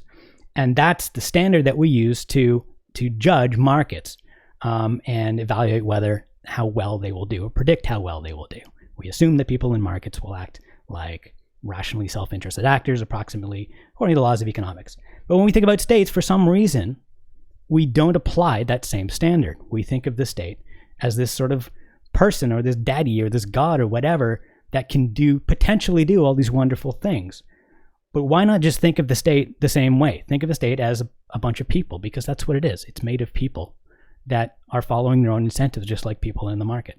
And we have ways of predicting how those people will behave, and that means we have ways of predicting what states will do. So we shouldn't be asking what can states do? We should be asking, what will they do, according to the same kind of principles that we use to decide to predict what markets will do. And I think when you do that, you generally come to the conclusion that markets will do things more efficiently. They will do better at providing people more of what they want for less money, for less input, than states will do. States are just a big, complicated system made of selfish, people who are in, sometimes perverse situations, just like a market. But a state doesn't work as well as a market. It's just not efficient, because states have more of those perverse incentives. And I think that's the way to think about it. Whether a political market do we expect a political market to do any better than a free market, than an open market? And I think for almost all problems The answer to that is no. And that's really what my argument for anarchy comes down to. Just not anarchy is going to be perfect, not that it will solve all things, not that here's exactly how it works. It's just why would we limit ourselves to a state? Why would we limit ourselves to this one weird, convoluted system? Instead of a system where anyone can try to solve problems and we can choose who we want to give our money to solve our problems. And if they do a bad job, we give our money to someone else and they go away. And the people who do good jobs get more money. And all these wonderful things that we know that markets do, and they do it well because they've been doing it already for most of the things that we do. Let's just take those few things that states are still doing and say, let's just do those things with markets too. That's it. Hey, Devin, you're always great faith. We love having you on the Crucible. Take your time. Go ahead and wrap up your points. It was really a good discussion. Just sometimes I think just getting the ideas out there through a different prism is a good idea. But go ahead, man. Yeah. So essentially, there are some places in which I do understand where Lost Username is coming from. I thought he actually was a pretty good advocate for this. I haven't heard the thing about kind of like having private agencies to enforce certain laws. Essentially, I think that's an interesting idea. And ultimately, I do have like a level of sympathy because I also do honestly quite like markets. I think generally speaking, they can do a lot of very efficient things. But I also do think ultimately, because all of this is so theoretical, it is quite easy to just say, well, I believe that a market force would just do this better than a state. And I mean, if you truly believe that, that's fine. But I think there are certain areas in which this just, I guess, hasn't been proven yet. And I think one of the biggest ones, I guess, that we didn't actually get to because there was a ton to discuss, which is understandable. One of the biggest ones would be healthcare. So as far as I'm aware, the US essentially doesn't have any kind of like socialized healthcare, and it spends more on medicine for worse results than a lot of comparable Western countries. So that's an area in which I think markets seem to be more inefficient. I'm sure Last Username might say that's due to overregulation or something like that, and market forces could still potentially solve for this. I still think there's some areas in which I just can't quite see it personally. So that's, I guess, my overall hesitation. Ultimately, though, I'm much more of an incrementalist. I quite like making small changes over time and seeing what works via empiricism. So to make such a drastic shift away from the state seems obviously like a bit of a wild idea to me. But I can, to some extent, sympathize with the idea that, like because we've existed in this paradigm for so long, it may be difficult to envision another one working. So I can definitely understand that, and I do find it interesting. So yeah, I guess that's everything I have to say, really. Yeah, I do too. I think that there's not every aspect of Ancapistan is horrific, right? My problem is always with ethics. I think I'll bring Last Username on and talk with him about that myself one day. But in the interim time, I have two huge questions for you, Last. The first one is, how many times has that cat knocked something over on you? Like, tell the truth. How many times have you been next to that mic and that cat has knocked your drink over right on your lap and you just barreled through it, man? A lot. She doesn't do the deliberately knocking things over thing. She knocks herself over most. Like, she'll roll around in the bed as I'm playing with her, and she'll just roll right off the edge. So, but she's. Well, put the cat up to the camera. Let's see the cat. I want to see the cat. Let's see it. Say hi to the internet. It's not big on being picked up. But now someone's gonna draw a picture of it and sell it for money, and that's all on you. Last, you did that. You did that. You're not even gonna get a cut of it. That's how these things work. My YouTube channel gets big. I'll put the occasional cat video up. So let's roll on back through, guys.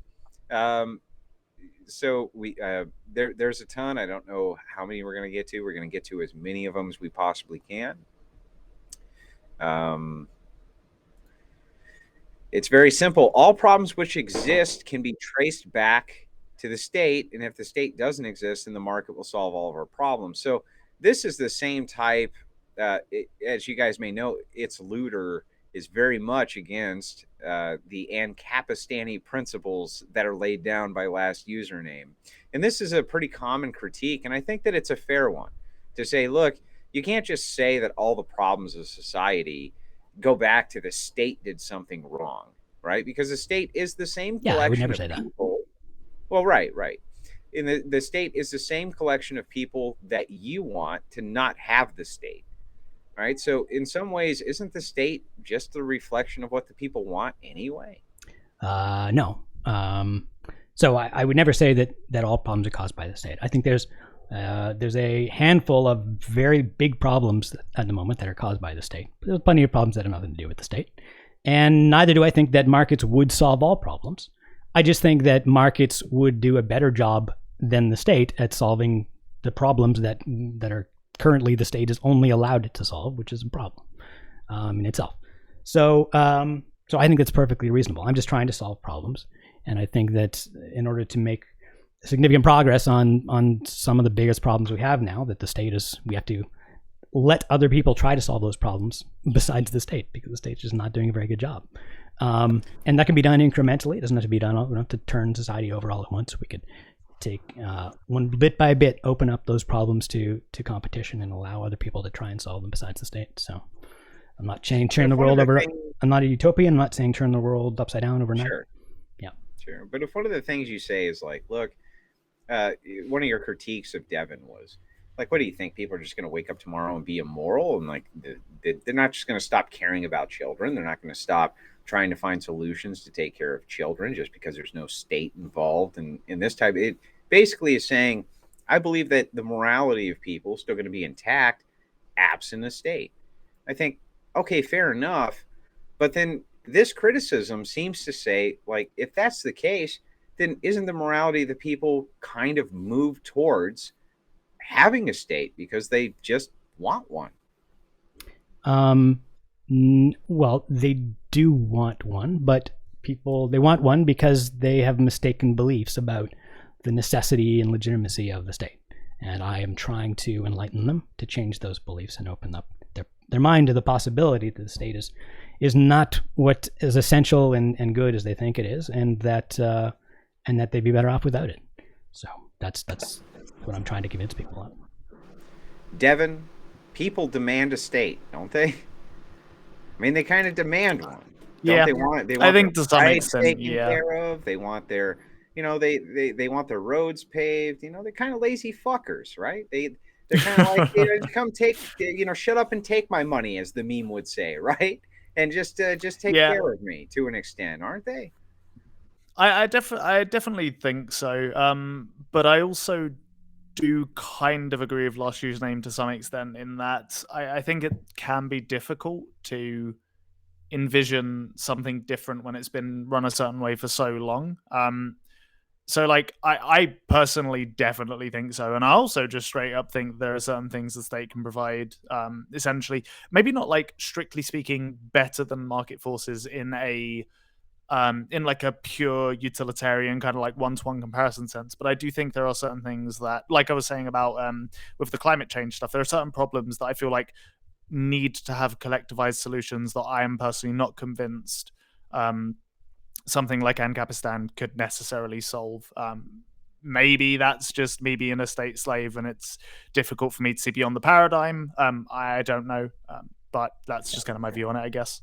But kind of last username, just to play devil's advocate for a minute, he kind of said, look, he's an incrementalist too. He's not proposing Ancapistan tomorrow, but kind of the gradual transition over a long period of time of educating people about how the state apparatus is not the greatest thing for their lives. And if you were to do that type of kind of gradual change, do you think we could get to a place where society could combat those massive global threats that you see?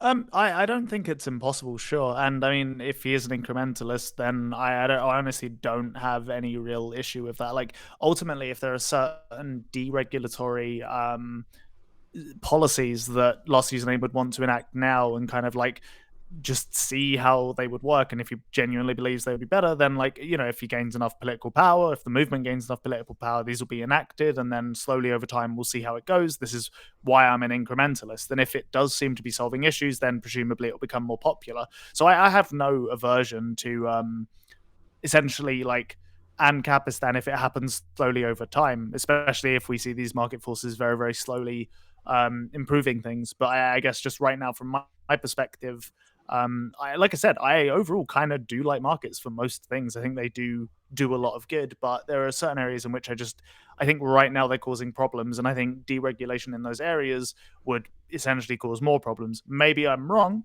but I don't know. I think that's kind of a difficult sell in certain areas for sure. So yeah, overall, if he's an incrementalist, I don't see any real problem with him advocating for that, and I could even get on board perhaps with parts of it if they empirically do have good results essentially. So yeah. So, have you seen the new Batman movie? Is that out yet? I haven't, and I'm also boycotting superhero movies because I'm bored of these fucking films. So sorry, Yeah. I can't comment. Yeah, I don't like superhero movies. Boring. Oh, come on, you got to watch Batman though, I right? don't know. Like it's Dude, we've had fucking If it's really necessary good, I different might check it reboots out. of Batman.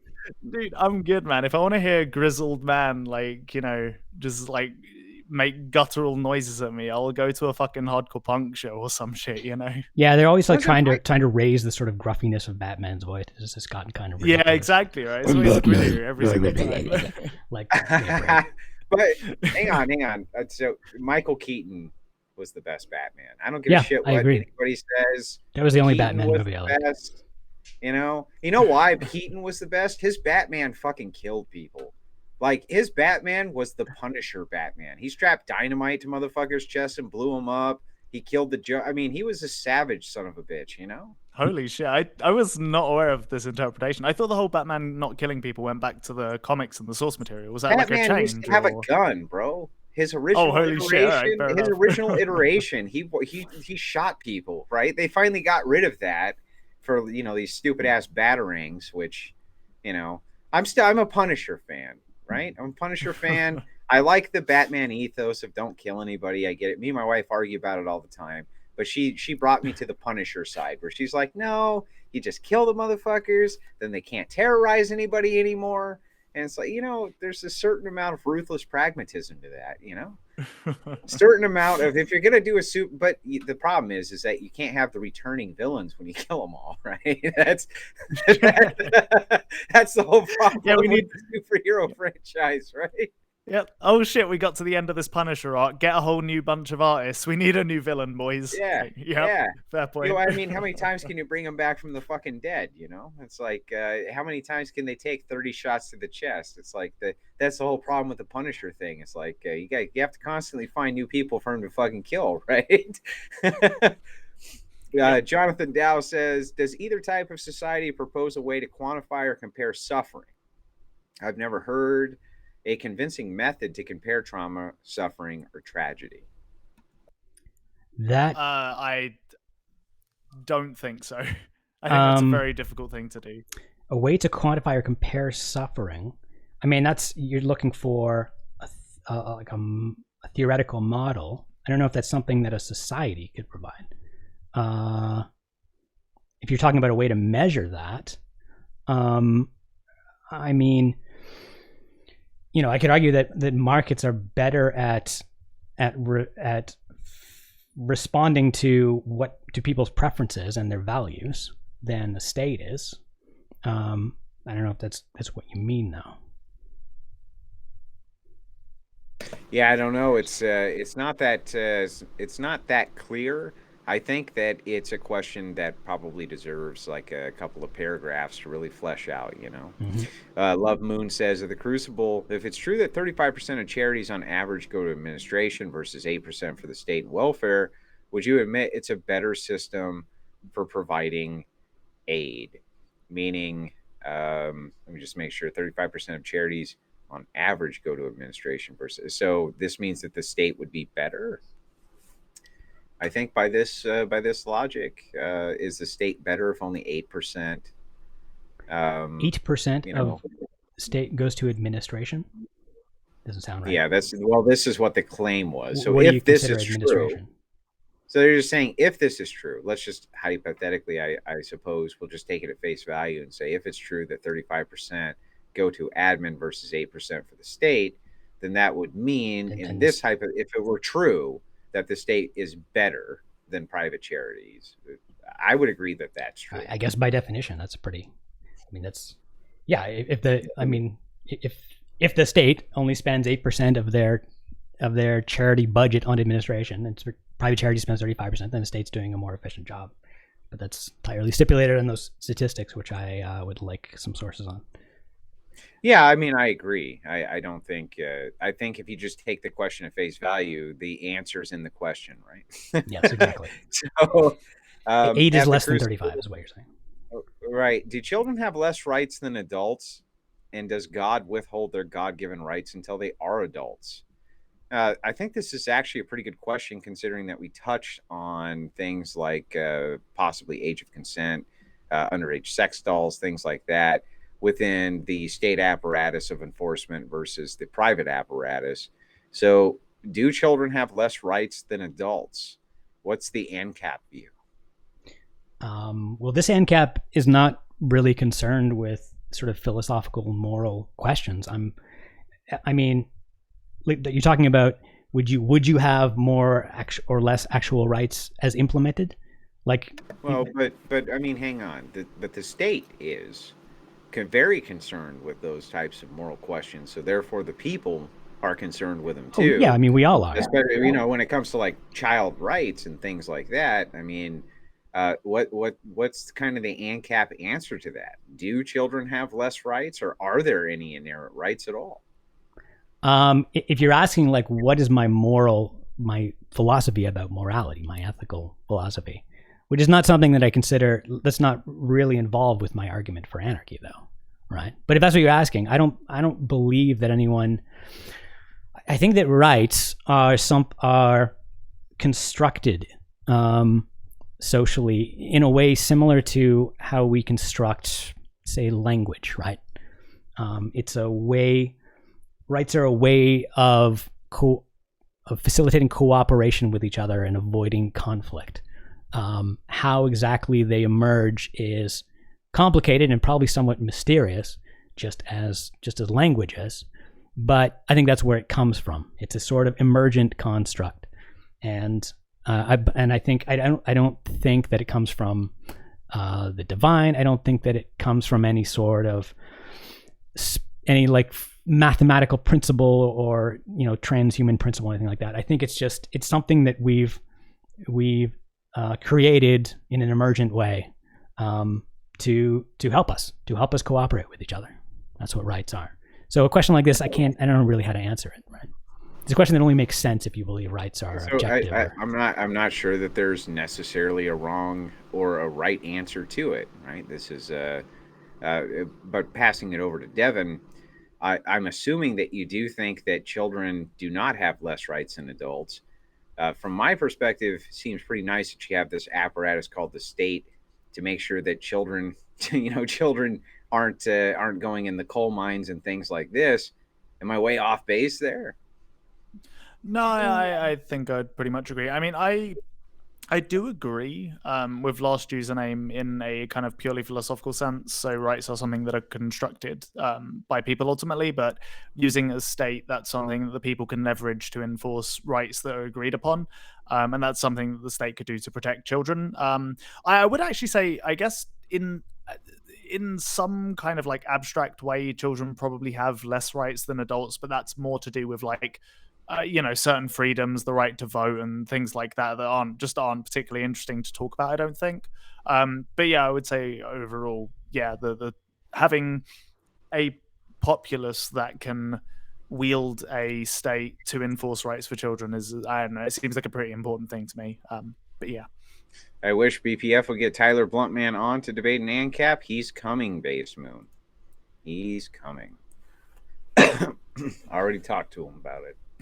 So not for an ANCAP first. It's got to be an evil socialist first, and then they move on to the ANCAP. That's how it works, right? Evil socialist first, then ANCAP second. That's kind of the arc for how these things tend to go. Not every debate here is a blood sport debate, and I do like blood sport debates, and I do like impassioned, spicy debates. But sometimes I also just like having a good faith conversation, trying to figure out where the people are coming from before they come on to slaughter each other. That seems reasonable to me. Another question that came through. This was from Synth on the global warming argument. This was kind of his overarching point. You guys touched on this a few times, and I'm just going to kind of paraphrase it a little bit. But he says if there's an existential threat, essentially, and you need mass mobilization. Last username, I'm not sure that you can really explain how in Ancapistan, if we had a globalized type of Ancapistan, how mass mobilization against an existential threat would be possible without a state. That seems like it would be very difficult to do without those types of structures in place. Am I way off base there? It's not clear that it's possible with the state either. The states don't seem to be doing that. I mean, we've had a great example of that just recently when there was, I wouldn't say an existential crisis, but there was a global crisis that was pretty bad. And some states did an okay job dealing with it. Other states did a pretty piss poor job of dealing with it. I'm not at the moment, don't have a lot of faith that states are really our best bet when dealing with some existential crisis. And even if it did, like I say, globally, we are an anarchy. So if we're talking about a global crisis, we're not going to have a state to coordinate us. We're going to have 200 different states that have no central authority coordinating them. So they're going to have their own weird little relationships with each other and using the situation, dealing with international politics at the same time, trying to solve the problem. I just don't see any reason to expect that to work out any better than a society without those states at all coordinating through all sorts of other mechanisms that we have, like markets and so on.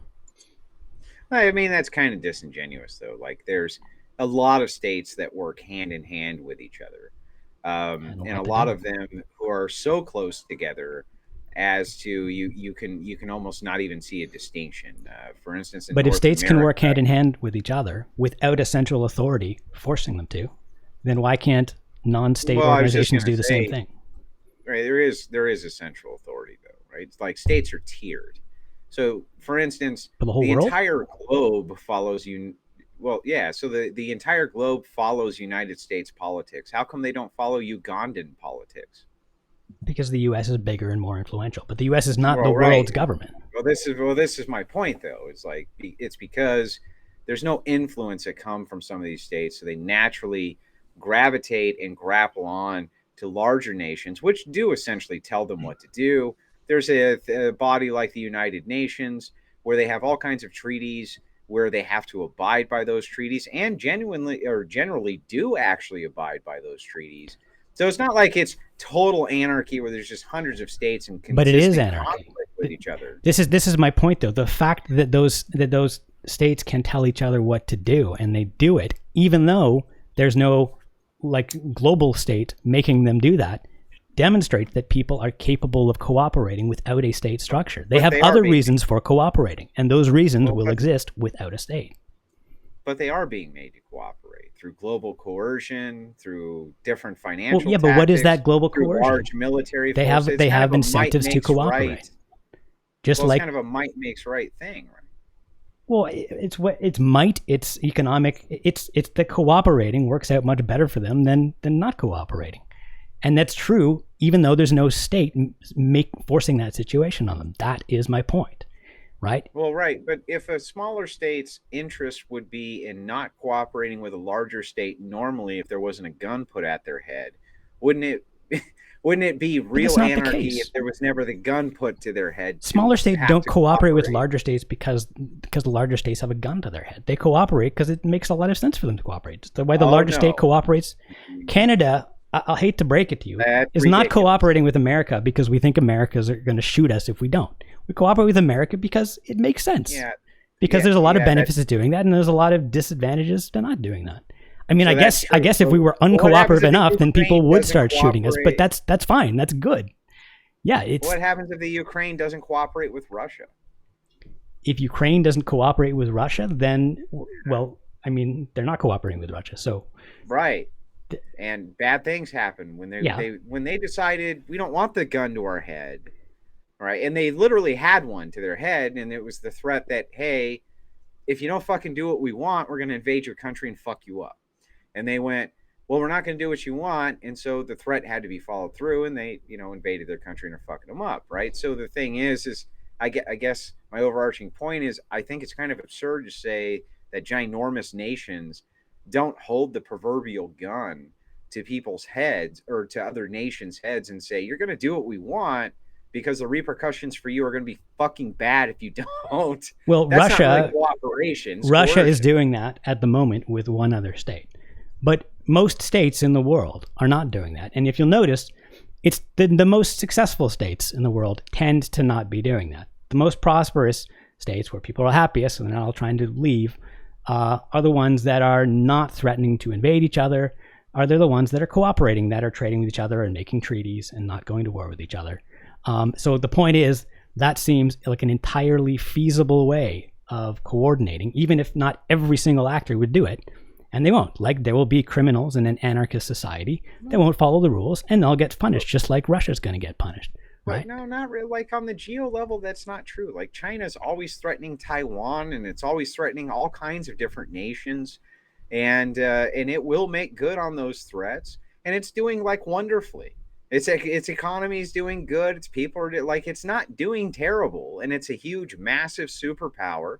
It's the only real economic threat to the United States, and it's like to say that they don't have a proverbial gun to smaller nations' heads in order to make them do what they want just seems kind of disingenuous to me, man. I think the reason that you can have large nation states that can survive despite being jerks to other states is that states are large enough that they can sustain themselves, right? As long as the people in a state can somehow be made to go along with that state, then, and the state has enough people, then they can kind of get by without trading with anybody else. In this day and age, that will impoverish them severely. They're not going to be a very wealthy country, but they can at least exist and survive for, at least temporarily. But that only works on a large scale, right? On a smaller scale, you can't, one household or one town or something can't isolate themselves from the rest of the world in an anarchist society and say, we're just going to be assholes to everyone and not trade. And like, you can't, you depend on everyone to exist on that scale. So you're going to have to get along with other people. You're going to have to cooperate with other people in order to survive, right? Yeah, I mean, I don't know. I think it kind of falls apart when we get into the geopolitics when it comes to anarchy. Bring DevinReviews in. Devin, I mean, at the geopolitical scale, to say that there's no threat of mass coercion at the barrel of a gun from larger nations to smaller nations, it just seems to me to be very, very absurd. And like, of course, this is happening. We see it happen all over the place. It's not just anarchy of nations who are coming together because of their own self-best interest, is it? I feel somewhere in between you two, to be honest, on this. I definitely think there is definitely coercion, but like it's kind of like, I don't know, coercion's kind of a weird word in my opinion. Like, you could say the proverbial gun could be in a lot of that almost cooperation. So, for example, a country could, one of the things we've seen as repercussions against Russia is economic sanctions. So if a country does something that another country doesn't like that they have been cooperating with up until that point, they can withdraw their cooperation. And that's kind of almost like a proverbial like gun in a certain way, because it will, cause huge impacts on their economy and all that kind of stuff. So I guess I just overall fall somewhere in the middle on this one. Like, I think overall, countries will do what benefits them, and a lot of the time that is just going to be cooperating and having trade between countries to get different resources and whatnot. But at the same time, having the threat of that cooperation pulled and also more imperialistic measures in certain cases like China or Russia, all of those kind of fall under a level of coercion or proverbial gun, I guess you could say. So I guess I'm somewhere in the middle on this one. Yeah. Well, gentlemen, we're over the 2-hour mark. It was even longer than I had expected it being. Last, if you can take your time and shout out your channel one more time to the new people in the chat, I'd appreciate it. Last underscore username on Twitch, where I live stream, and Econarchy, ECONARCHY on YouTube. my new channel, which will have some more videos coming out. Probably this one. I think there's my last Crucible debates on there as well. And there'll be more to come with lots of anarchy and cats. Yeah, anarchy and cats. I love it. I love it. Always good faith. I enjoyed him when he came on last time. We had a 2v2, and it was a very, very spirited and interesting discussion. I appreciated it. Like I said, I didn't know exactly how the cultural debate would go. I think it ended up being, again, an exploratory into Ancapistan more than anything else. And so maybe that kind of tells everybody, you know, there is a piqued interest in this and trying to figure this thing out. And there's just not very many good representatives. So I think that these combos are good to have. Devin, one more time, shout your channel out before you go. Hi, my name is DevinReviews. I do a whole bunch of kind of media analysis and that kind of content right now.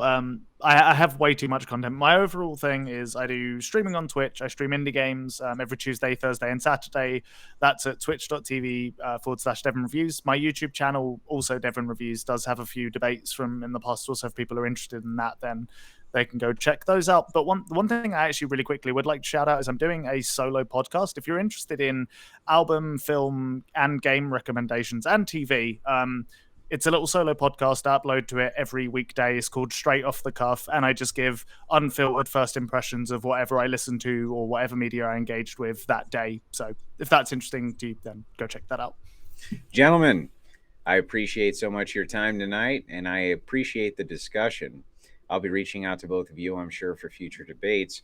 We have a lot of them coming up with a lot of people who are very pissed off about your various views. And, you know, sometimes those are fun to do, too. Have a good night, gentlemen. Have a good night, chat.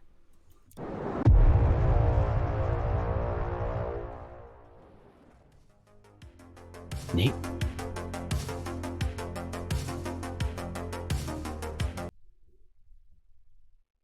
All right.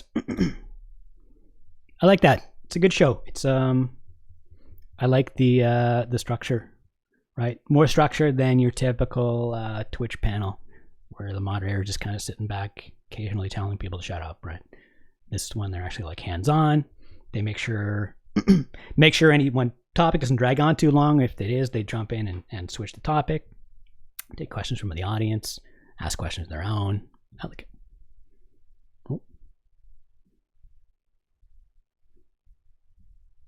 Just to let you know, I do find these types of discussions fascinating. I know that they're not for everybody. Most people want to see the stab you in the throat, yelling and screaming. But especially when it comes to... It's FYI, my stream's still going. Yeah, but usually when it comes to the ANCAP type stuff, I do think that there's a hunger for the knowledge of it, and that people get it wrong. Like they actually get wrong what people on the ANCAP side are really trying to get across. I think the more viewpoints we get out there to challenge it, probably the better. So that's just kind of my worldview on it. So I appreciate you guys' time, and I'll talk to you later. Yeah, cool. Cheers for having me. It was a good one. Thanks, Last Username. It was a fun discussion. Thank you. It was good. Yeah. Take care.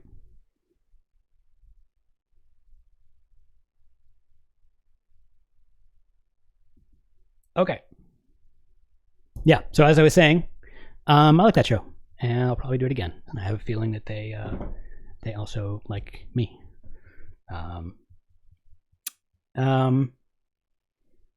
And they'll probably have more people lined up to debate me. So went pretty well. The Devin guy is quite reasonable. And as usual, there's like way more than we had time to get into. We never seemed to get to the justice thing.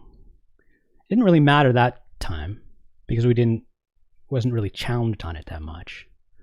But yeah, I mean, there's just so much. There's so much to cover. It's tricky to fit it all in. And in one little, often they'll make an argument without realizing it that touches on like 3 or 4 different topics, all of which are like a whole discussion on their own. And it's hard to answer their question without, without talking about all of those different things, which would take too long. So that's the tricky bit, right? When they think they're talking about charity, but they're actually talking about charity, rights enforcement, collective action problems, all at the same time. And I have to give them an answer that's going to satisfy them without saying, well, first I have to explain this and that for an hour. So I'm learning how to do that. It's tricky. And what do you guys think? What else did we talk about? Yeah, I mean, the topic, it was supposed to be about culture, and I kind of tried to stay on that, but I figured we would drift off into the economic stuff just because people always tend to do that. I think that's what at least people on the left are the most curious about. So when I'm debating with progressives, it tends to come back to economics, which is also what I'm most interested in. So it's hard to stay on the culture thing. But I don't know what would culture be like in an anarchist society? I haven't really tried to answer that question. I'm not sure it's all that important. Like, I have no reason to think that culture would be bad. The only sort of obvious differences to me are the things where government is obviously having an influence on culture, right? Right. Politics plays the role of religion for a lot of people. It seems very clear to me. Without politics, that there would be a religion-sized hole in everyone's life, or a lot of people's life, not everyone, which would be filled by something else, possibly a religion, or possibly something else. And so what that would be, that might have some interesting influence on effect on culture.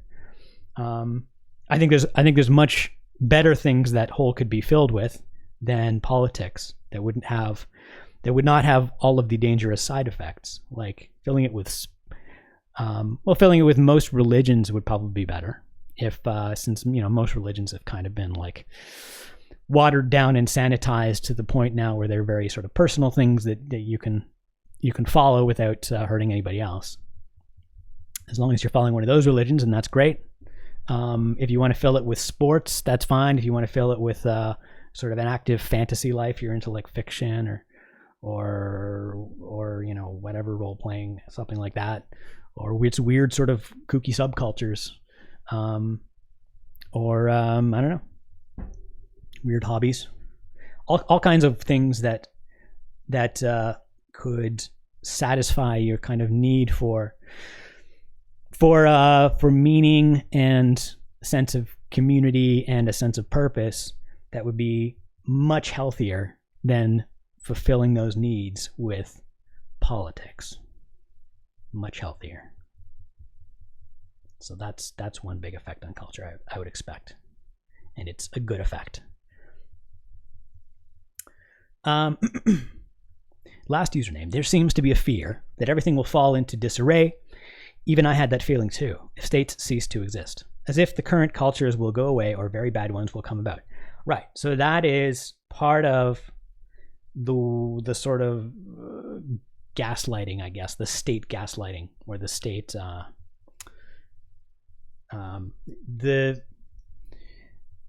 the conditioning that we've somehow fallen into with the state is this idea that without a state,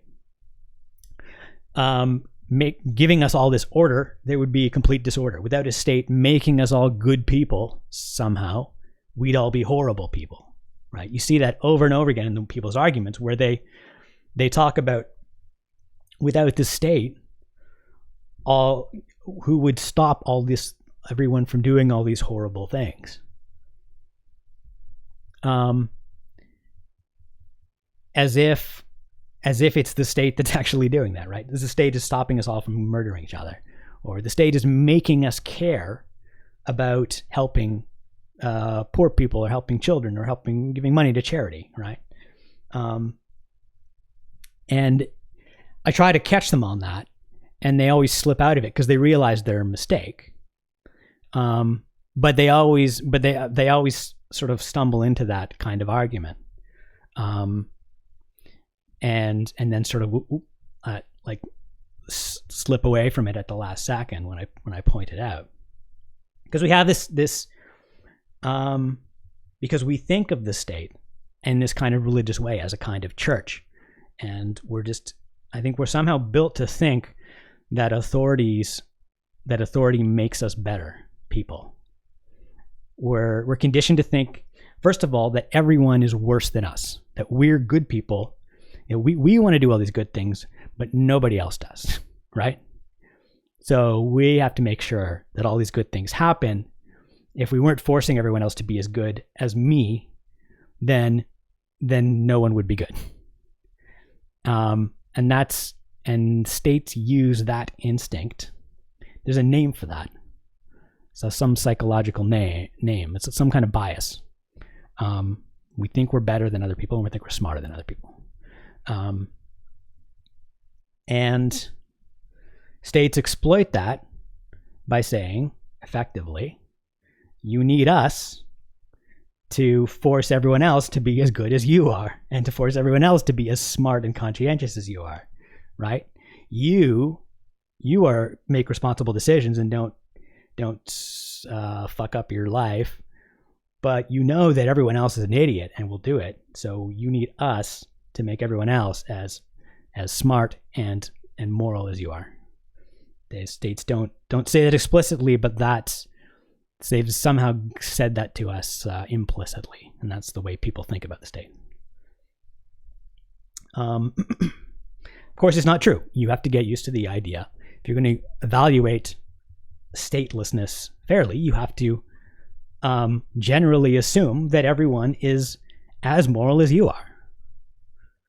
If you are horrified by the idea of child slavery, then you can be pretty sure that everyone else is too. And if you would be willing to go to spend a lot of money or go through a lot of trouble to solve that problem, then you should probably assume that everyone else will as well. And it's under that assumption that you should evaluate, that you should predict what will happen without a state, right? But people don't tend to do that, because that's just the way people think, but they don't realize it. The same with conscientiousness, same with intelligence, right? Like if you would not do something really stupid, if you would not stick your tongue in an electrical outlet, you should assume that everyone else would also not do that, and that that they don't need a state to tell them not to do that or to stop them from doing it somehow, right? Assume that everyone else is as good a person as you are. Unless you're me, I really am a better person than anyone else and smarter. But if you're not me, then you shouldn't assume that, okay?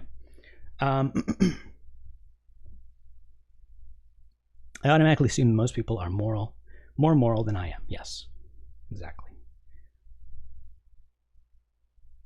Well, I mean, you shouldn't assume they're more moral than you are. That seems like also a mistake. But I mean, just use your common sense, right?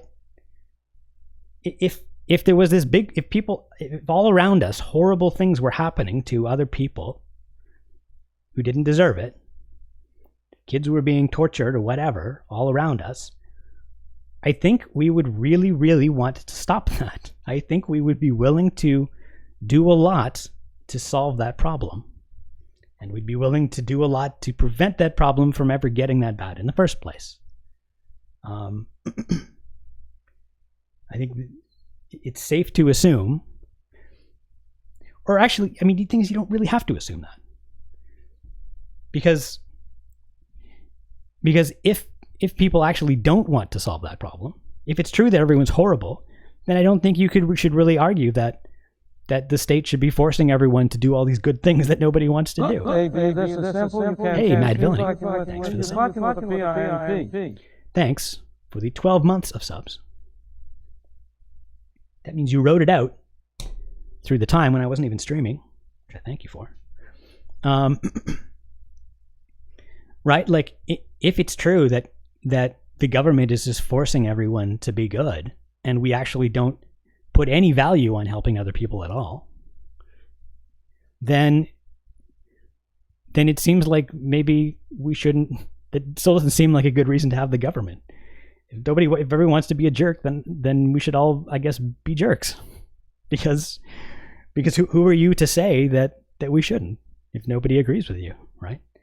But of course, that's not the case, right? The people who say that are no better than everybody else.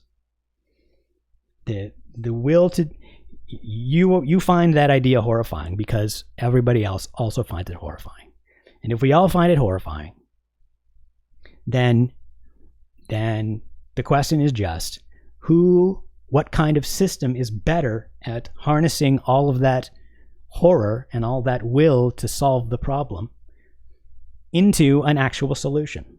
Is the government better at that, or is a competitive market better at that? And the answer is the latter.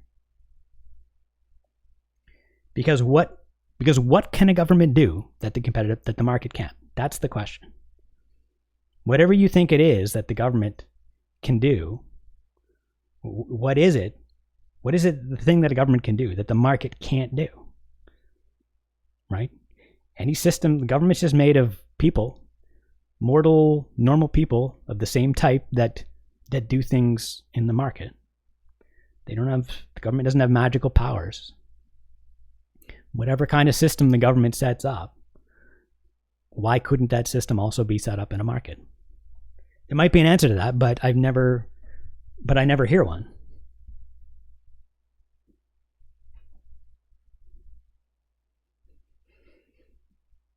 Okay.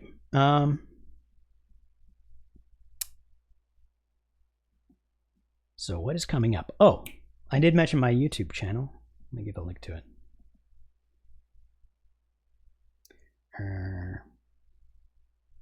I don't have a readable channel name yet because I need you need like some minimum number of views or videos or something before you get that. So I just got this ugly URL, but that's the channel. There's just a couple videos there now. There's the last video on the Crucible and the debate with Boy, but I'm trying to upload one every day.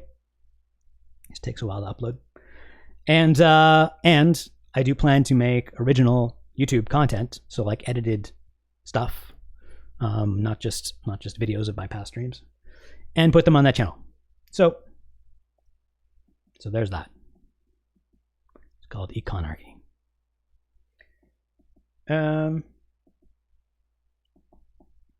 This Saturday, I'm going to be on the Chaos Cast, which is Stardust's stream, Stardust's panel, 9 p.m. Eastern.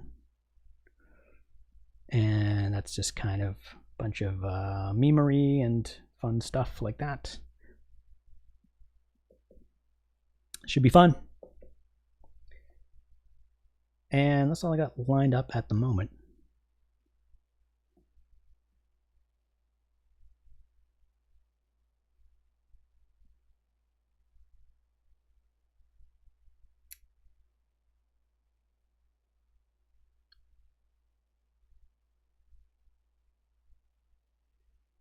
And speaking of Stardust, why don't I send you guys over there?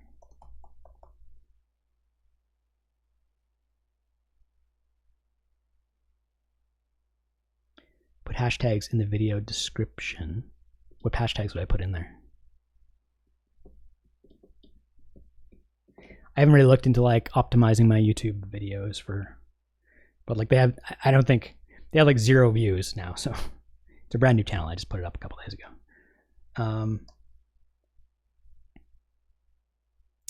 Okay, I'm gonna call it a night. I'm gonna send you guys over to Stardust. So subscribe to me on YouTube, and I'll see you guys back on this Saturday at 9 p.m. What you might find when you go. And have a good night. Stay free.